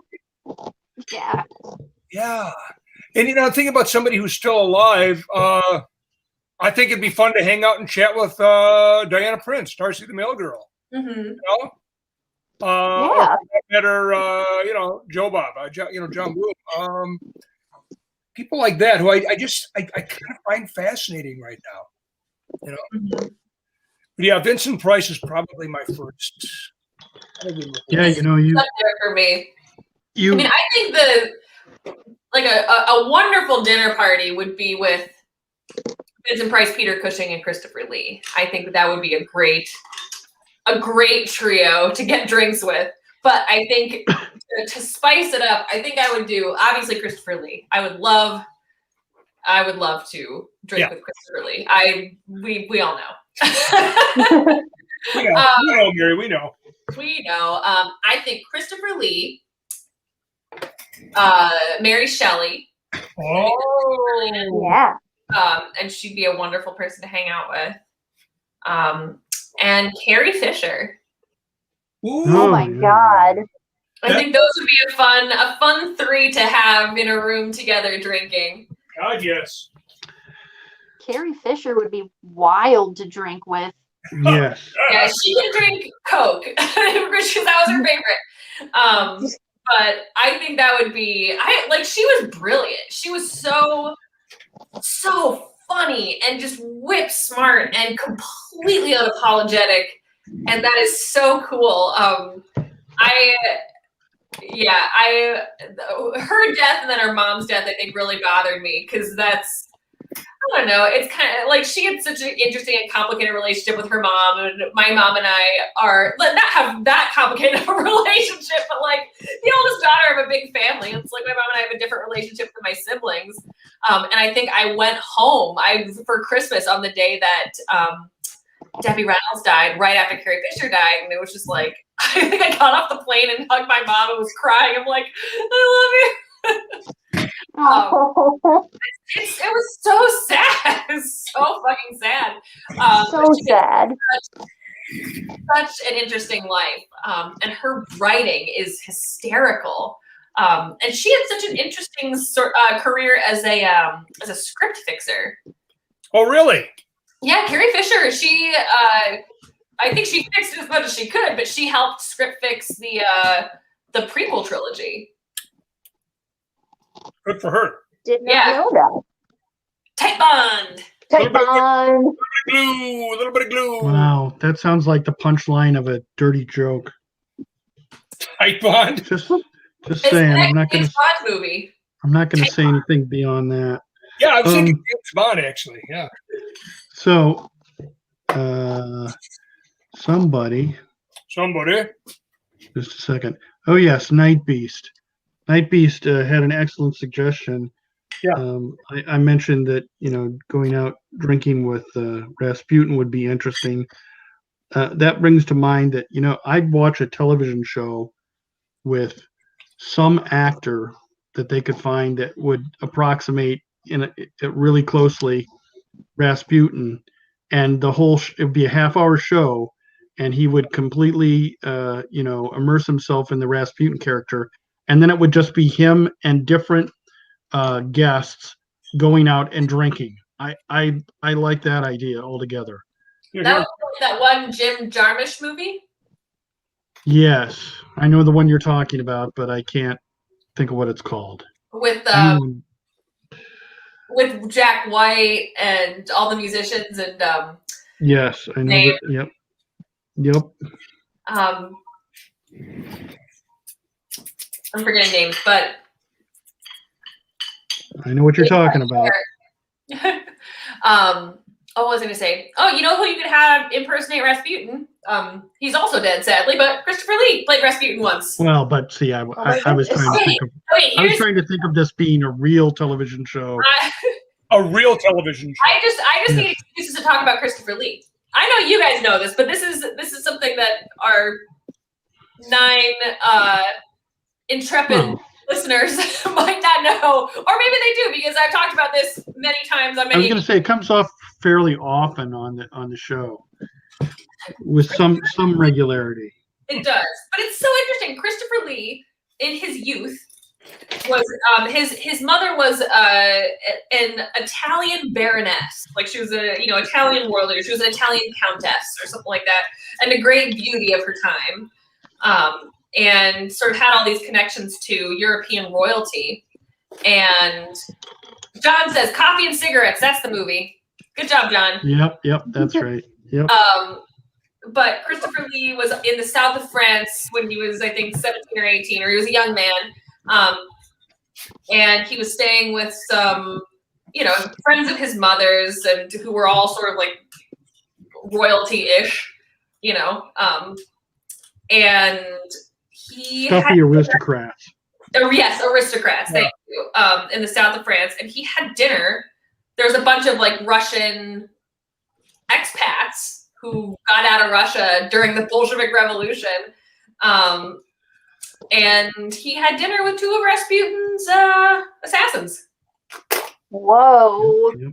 You gotta love that. Heck. Yeah, right? That's so cool. That's wild. That's like one of my favorite. Well, he had such an interesting life. He killed Nazis. He had dinner with Rasputin's assassins. Like I would love to just hear about. Like I want him to tell stories. The thing I also love about Christopher Lee is that he was so effusive when talking about his friends. He spoke so highly before and after their deaths. He spoke so highly of Vincent Price and Peter Cushing. They really seemed like they truly all enjoyed each other so very much. Yeah. And which makes movies with them in it so that much more fun. Like one that we watched with our friends over at the Castle of Horror podcast. If anyone has never listened to Castle of Horror, they're amazing and wonderful, delightful people, and have a wonderful podcast. That's one of my like happy place podcasts. Yep. Same here. And what was the movie again? David Scott? House of Long Shadows. The House of the Long Shadows. That's what it is. Not a great movie. No, It's passable. It's self-referential. It's cheeky. It knows what it's doing. It's self-aware. Well, parts of it are self-aware. Let's put it that way. Well, all of the stuff because it was Price, Lee Cushing, and then who's the fourth? John Carradine. John Carradine. Yep. And they all just have fabulous entrances, and it's, you know, I thought it was like super cheeky and very fun. And of course, I mean, it was an excuse to get them all together and to get them all in one project. Oh yeah. Yeah. And I love, well, Scott, your approximation of the afterlife reminds me a lot of the last scene or one of the last scenes of that movie when you find out. It is fun. It is a fun movie, Tim. Yeah. Yeah, Desi Arnaz Jr., you're right. I forgot that I was like, who was I? The other day, someone was talking about I Love Lucy, and I was like, I was just talking about her son, and I can't remember where. And so that's what it was. And yeah, don't get started on Desi Arnaz. Or Desi Arnaz. Yeah, don't exactly. Don't get me started about Desi Arnaz Jr. Yeah. It's like, how did he get cast in that movie? I don't know. The name? What? His name? I doubt that's it. Somebody must have owed somebody. Somebody must have owed somebody a favor or something. He was fine. Yeah. He was very. Hal Greebley could have done just as good a job. Oh no, Hal! But no, Hal, don't get started on Hal Greebley. That's Hal would have brought a certain gravitas to the role. There you go. Exactly. And would have been just as memorable. How about that? There we go. Sure. Why not? Yeah. But I love at the very end, all the actors are together and they're chatting, and Vincent Price calls Christopher Lee a bitch, which is very funny. It is pretty good, isn't it? It's the whole movie is worth it for just that. I had to stop and rewatch it. I was like, what? It's like there's no way that just happened. I'm on board with this. Oh my gosh, it's delightful. Yeah, so good. I don't know. I don't know where I was going with this. That's such I love watching them all together. The other thing I wish bars, cocktails, parties, and movies. I feel like that's always a fun thing or fun and transformative, and has been like a fun way to imagine what real life could be like after the pandemic and after lockdown and all of that. Dave's making tiny grass. David. This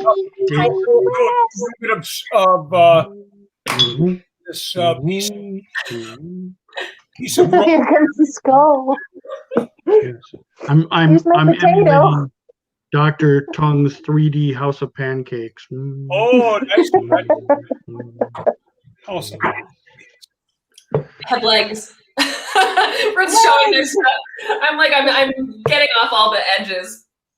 Yes. By the way, somebody said like having cocktails with William Castle would be interesting as well. Oh yes. Yeah.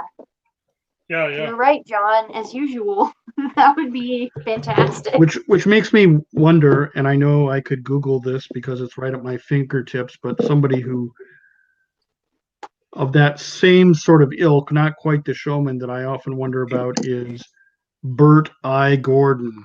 Oh yes. He has those great initials. Yes. I wonder if Bert I. Gordon is. I have a doubt that he's still alive, but he might be. Well, he'd have to be ancient if he is. Okay, now we have to find out when he died. I'll do that shortly. What's his name again? Bert I. Gordon? Yes. Bert spelled B-E-R-T. I was just about to ask. Bert I. Gordon. I'll be goddamned. He's still alive. No way. I kind of thought he was. And he was born in Kenosha. Yeah, I knew that. Yep. He's 98. He's still alive. Oh my god. So Dave, you should send him a letter of an apology. I really should. I owe him an apology for thinking he was dead. That's amazing. Yeah, I truly would never have. He's gotta last 2 more years, and then he'll outlast Prince Philip. Okay. Yep. Maybe he will. I'm sure it's a life goal. I want to live longer than Prince Philip. He sits there shaking his fist like, I gotta outlive that guy. Yeah, exactly. The one thing that I've really enjoyed about sort of all of the reminiscences on Prince Philip, not necessarily to speak ill of the dead, but all of the really preposterous things that he has said in public makes me wonder how his wife let him out of the palace. Because some of the things he said were really awful, or just like super cringy. Yeah. When you live 98 years, you have a lot of opportunities to say super cringy things. It was he used those opportunities frequently. Yeah. John says George Romero, John. that would be a great.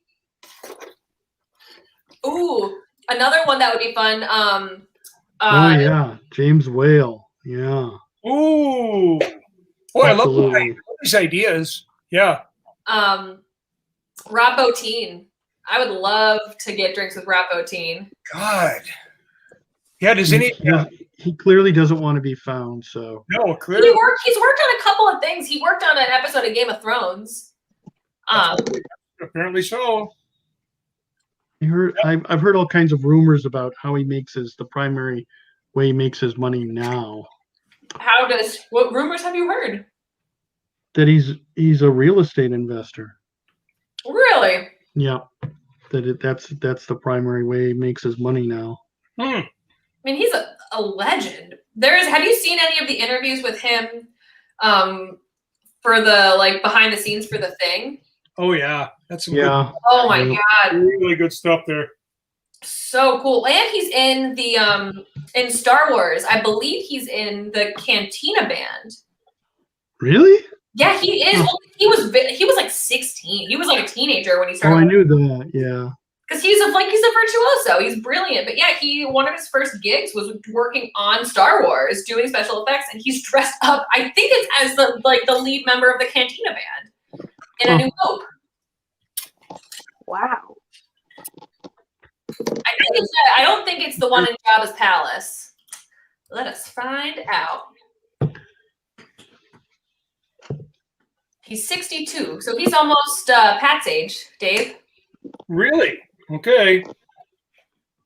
Well, he's only 2 years older than me. Mm-hmm. So he worked on the Star Wars Cantina scene creatures, and he was the tallest player in the Cantina Band. Andrea wants to know where Bird-Eye Gordon lives in Wisconsin. I bet he lives in California. What do you bet? Yeah, I don't think it says where he lives now. I would assume. Andrea's task is to find out if he lives there and then to arrange a field trip.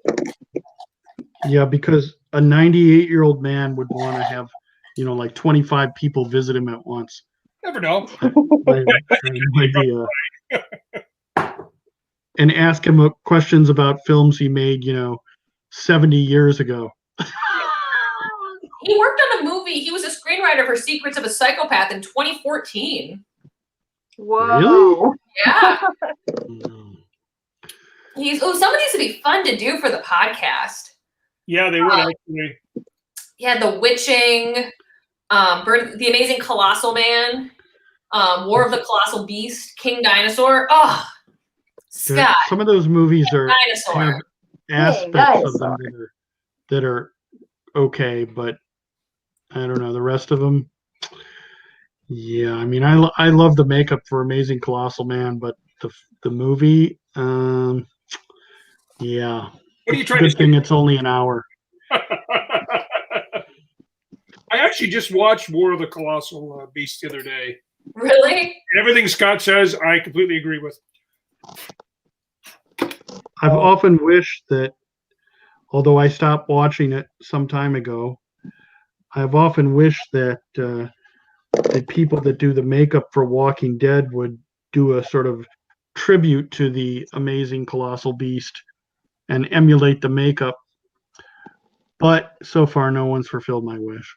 So it is there. It is what it is. It is. Andrea says, sounds like a plan. Okay.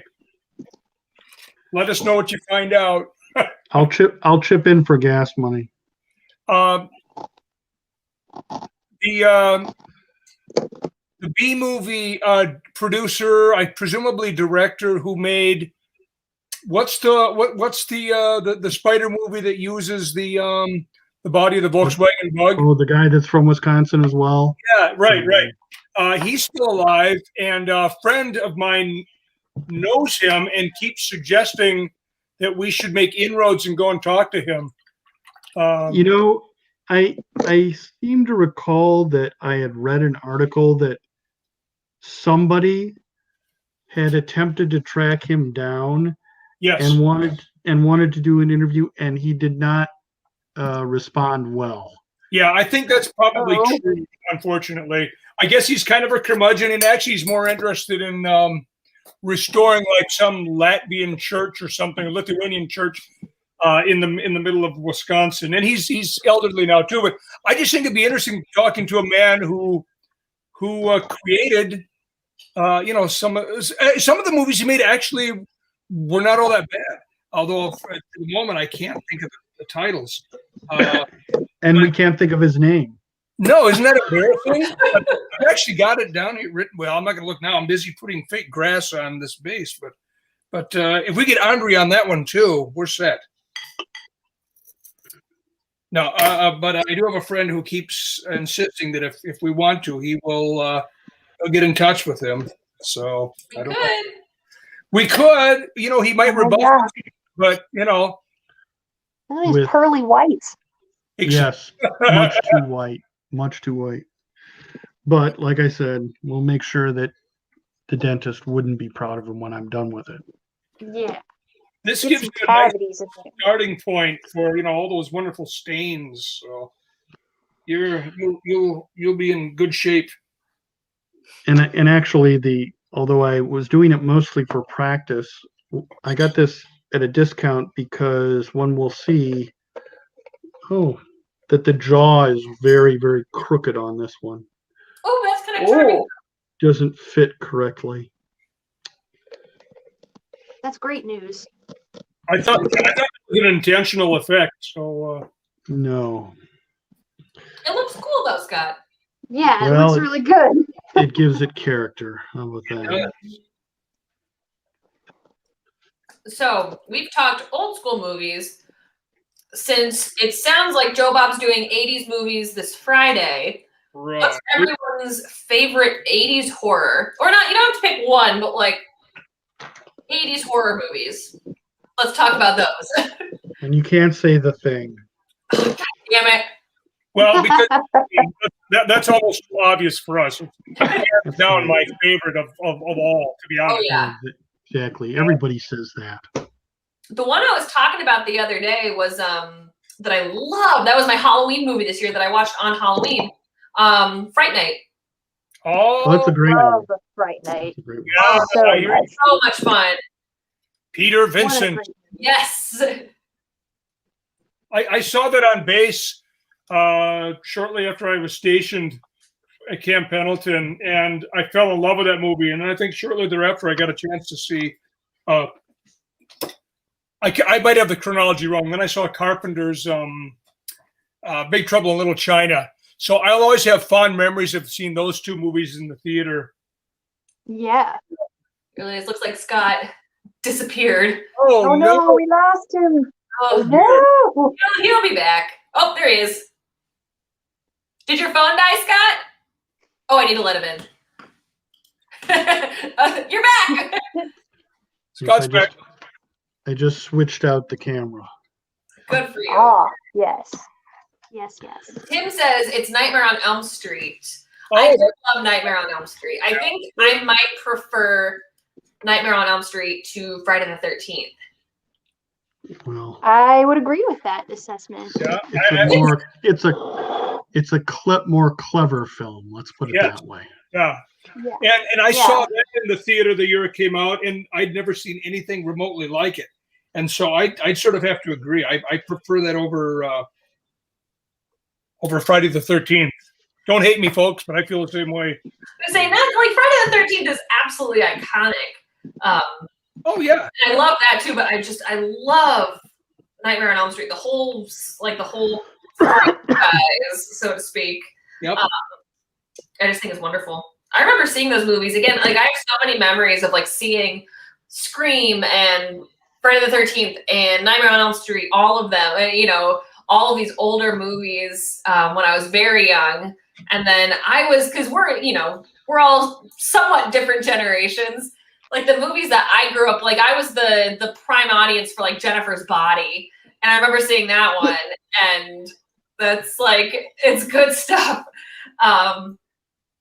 That, and then one that I would love to get Dave and Scott's opinion on someday is, does anyone remember the movie Dead Silence? It's Is like that the one with Sam Neill and Nicole Kidman? no, Dead calm. Oh, thank you. No, it's like a kind of like a crappy early aughts movie. Or not crappy. It's good. It's very fun. But it's the whole premise is not mannequins, but what are the ones ventriloquist dolls, haunted ventriloquist dolls. Oh. And it's super fun. Yeah. Well, by their very nature, ventriloquist dolls are creepy. So Yeah, quite creepy. there's probably, I would bet that if you looked, you could probably find at least 10 films about ventriloquist dolls and being creepy. Yep. What was the one that was actually, I think it's an 80s film with, Anthony Hopkins. yes, I think it's called Magic, I think you're right. actually. I just realized Scott and I really are like an old married couple. We finish each other's sentences. The very nerdy of our group. That's so good. Although I do think, as far as like the big three goes, Dave is our Peter Cushing, Scott is our Christopher Lee, and I think I'm the Vincent Price. Hey, Monster Movie Happy Hours Watch is making comments. Why? Why would that be? I don't How know, is this but they happening? are. How is that happening? That was me making a comment. I see. I haven't Okay. worked the behind the scenes. Tim is correct. Killer Clowns is so fantastic. It took me a long time to see that film. I think I saw it during the Halloween marathon last year for the first time. For the first time, yeah. Yeah. The mutants were doing like a whole 12-hour, 8-hour, absurdly long marathon, and Killer Clowns was somewhere in there.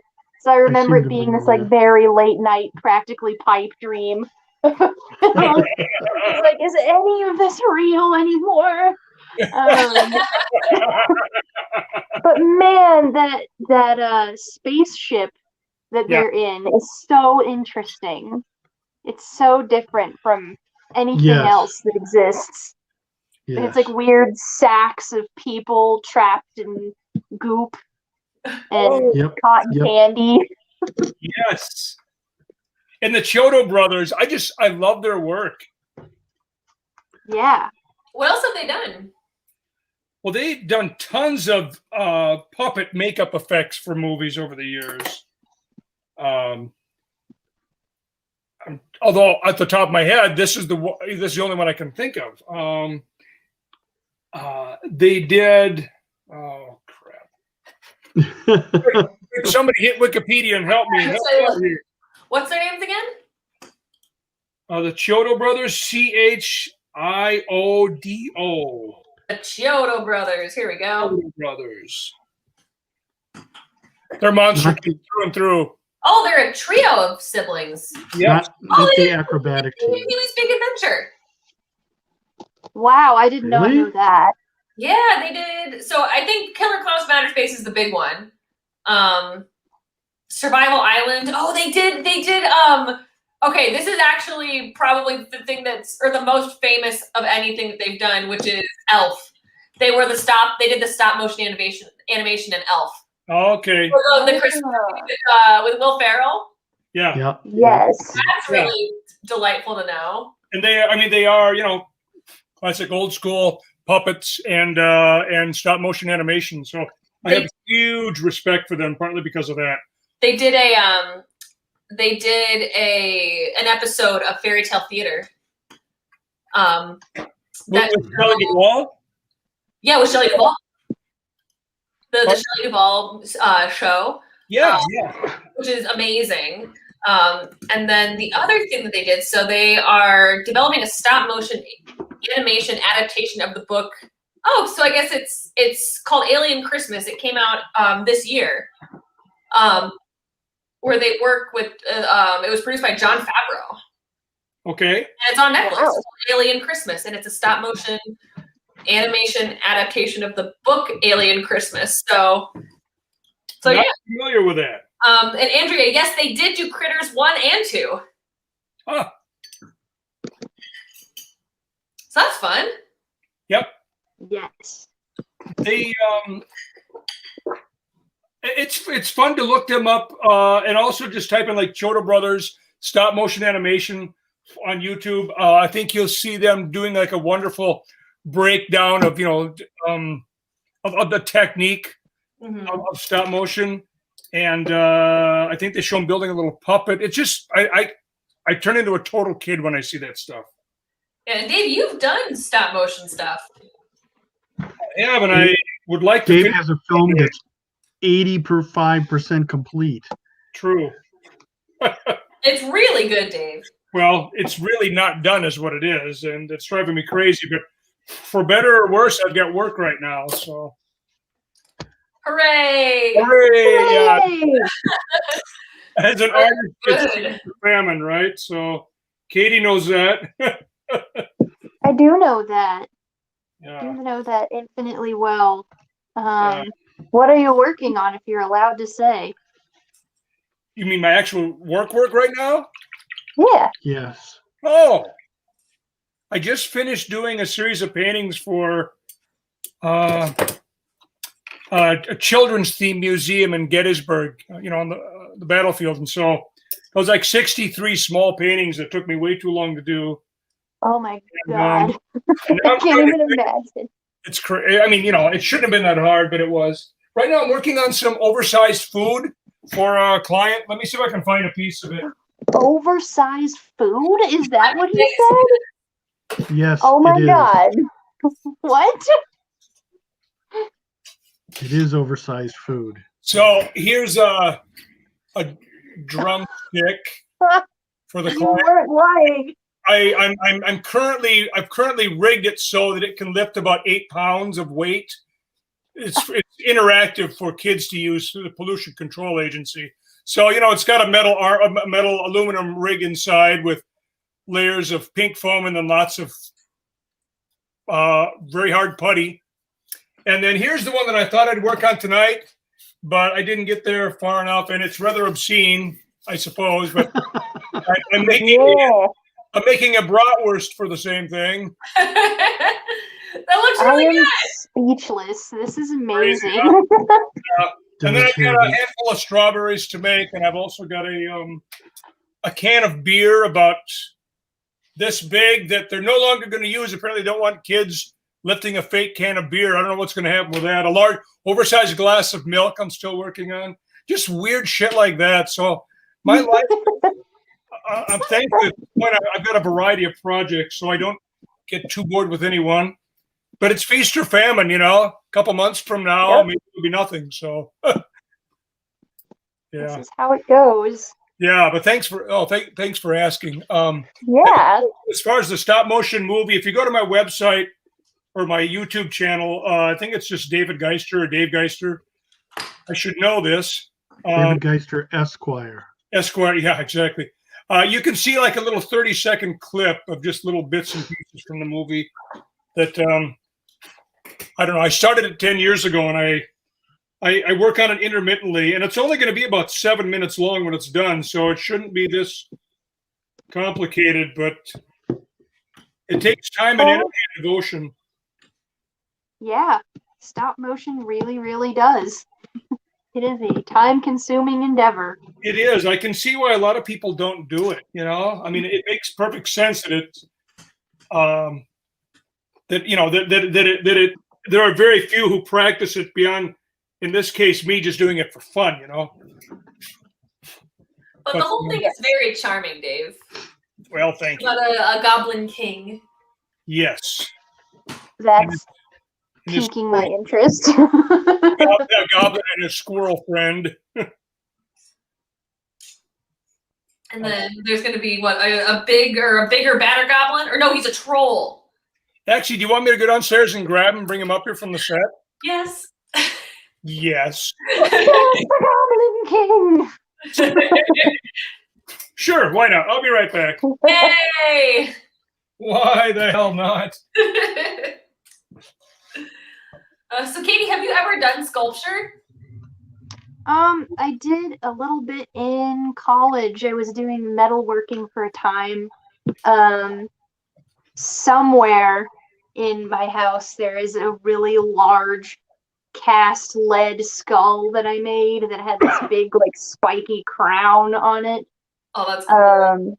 And I did a griffin sculpture once. Who knows where that is? I think that one was bronze. So, just a little bit. Dave can't bring up the bronze sculpture he did of bust of Abraham Lincoln. It's pretty cool. Yes. Yeah, it's pretty cool. He did it about 6 years ago. It's life size. It's bigger than It's life size? Yeah. Oh, it's yeah. large. That's impressive. Yeah, it's down in his living room along with a couple of other. Well, so what's in the painting behind him? I think is the one that he was working on in Gettysburg for his artist in residence. Yeah, the one that you can see behind the chair there. Yeah. His whole house and life is full of mysterious treasures. It's true. Our lounge. He does have all sorts of projects that if he hasn't sold, they're sometimes found. God, I love this Goblin King. Oh, he's got his chalice. He's sitting in his throne, holding his little chalice. And I don't know if I can move him much or not. I mean, he's articulated. He's got wire inside for a skeleton, and then I covered him in foam. Hey, buddy, watch! I'll break it. I'm astounded. See it growing dry. Yes. Oh, I love his face. There's so much character in his face. Well, the funny thing is, Katie, when I sculpted him, this was just going to be like a little 15-second bit, so I didn't give it a lot of thought. And what I failed to do was make his mouth or his lips animatable, so I can like open his mouth and close it, and I can move his eyes left or right. But almost all the character animation comes from the eyebrows. So if I tip his eyebrows up. If he's angry, I just tip him down in the middle. So that's the range of his emotion. There's like this asymmetrical quality that's awesome. He has like a little quirky higher eyebrow on one side. Yeah, it's kind of like me. Look at this. Oh. Mary and I always describe you as asymmetrical. You should. And then the first thing that comes to mind. Yes. Here's his arch nemesis, who very few people have seen yet, and he doesn't fully exist. You can see wire and upholstery foam, and then once we get up here, it's more finished. But I can move him a little bit. I can open his mouth. Good teeth in there. If I had pins here, I could move his eyes left or right, but I don't have any pins on hand. But at any rate, this guy took way too long to build for what was originally just going to be a few seconds worth of the movie. And then our dear friend of ours sat down with me, and she watched my rough cut and said, well, it needs a few more scenes. And so this guy's going to get legs and a few other things, but we'll see. But anyhow, I like building the stuff. It's unlike anything else I do, and I like the fact that I don't have to do it for a job. It's just for play, you know. Yeah.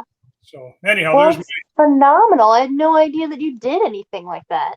I sometimes I don't do it. That's the problem. For 5 years, I don't do it. Anyhow, well, thanks for I letting have me. all kinds of projects just like sitting in boxes and crates in storage, waiting to be worked on, and maybe will never be worked on. Well, I hope so. But you know, you just know that you're in good company because a lot of us have those kinds of, you know, issues. We have stuff that we start and then life intervenes. I don't know about you, but my energy level, my enthusiasm level on each project just sort of goes up and down. It's, you know, Yep. circular. Yep.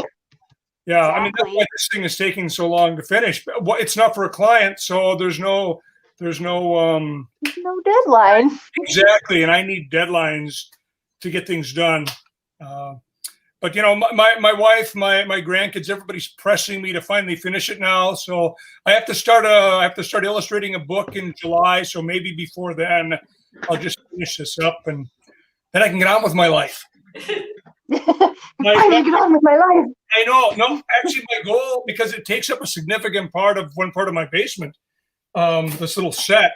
If I, you know, when I finish, not if, when I finish it, then I'm going to set aside one little corner of the basement with a green screen in the back, and I can do like little short 5 or 10 second animated bits with different characters for Halloween and Christmas, all creepy little characters, you know, give holiday wishes. And there's no 7 or 8 minute thing because each one of the frames in this movie requires every second is 24 separate, you know, as you know, 24 separate shots, photographs. And you start to do the math and it's like thousands of times I have to reach in and move something and rig it and staple it and nail it. And so It's a lot. I'm done rambling, I swear. Say David's gonna be Especially on. without a team of people, you know? It's a lot. Yeah. True. But it is a labor of love. As a kid who grew up watching all the Ray Harryhausen monsters and you know, Phil Tippett's work on Star Wars, and just all these guys, and somebody who's always enjoyed models and miniatures, it was a natural that I would eventually gravitate towards that. Yeah, absolutely. You know? But anyhow, I'm trying to blow up. I ended up covering the base with a mixture of fine static grass and then some tufts of weeds and stuff just from a piece of sisal rope, I think. And then once it's all dry, I'll come back with a pair of fine manicure scissors and cut these tufts so they're a little more uneven and maybe stain them a little bit. But for the most part, he's done, you know. That looks pretty great. Good. It looks so great. I just wanted the groundwork to be a little more of a stage, you know. Right. Mhm. Well, now fulfilling my role as the wet blanket of the group. Oh no! Whether or not it's important, we have gone 15 minutes beyond, I think, the time that we were supposed to be done. Weren't we supposed to just go to 9, or was there no set deadline? I think it was just 9. Yes. We did this before, and some of you fools stuck around. I don't know I why. was going to say, you know, this is like so many of our episodes of the podcast that run way beyond what we originally intended. And then we're holding all of these poor folks who are following us or watching this hostage. Haha, you thought this was going to end at 9. I feel like 15 minutes over is pretty okay. For us, considering how long-winded we are, yeah, 15 minutes isn't bad. Katie, can we see? I want to see one more time the felting that you did there, though. Behold, God's mistake. It looks It like looks like a a new turtle. potato that's been peeled. It's perfect. Oh, that's no. I think it's really cool. John says, "I love when you all run over. It's great Well, fun." that's very Well, generous. you're very kind. Jim says, stay as long as you want. Yeah, I mean, I'm not going anywhere.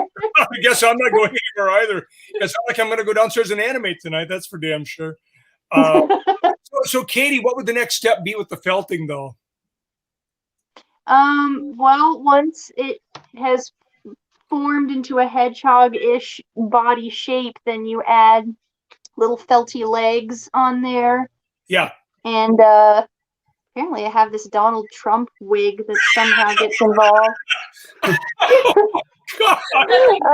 Here's what I imagine is the back of the hedgehog to make its ears and its like little spiky parts.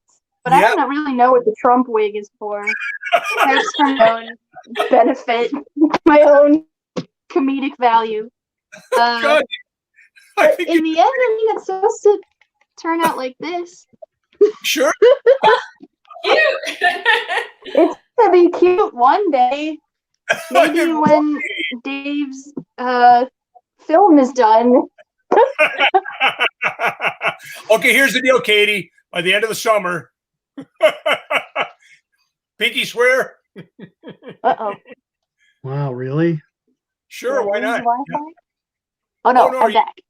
You're Okay, back. You're back. Or Dave, what'd you say again?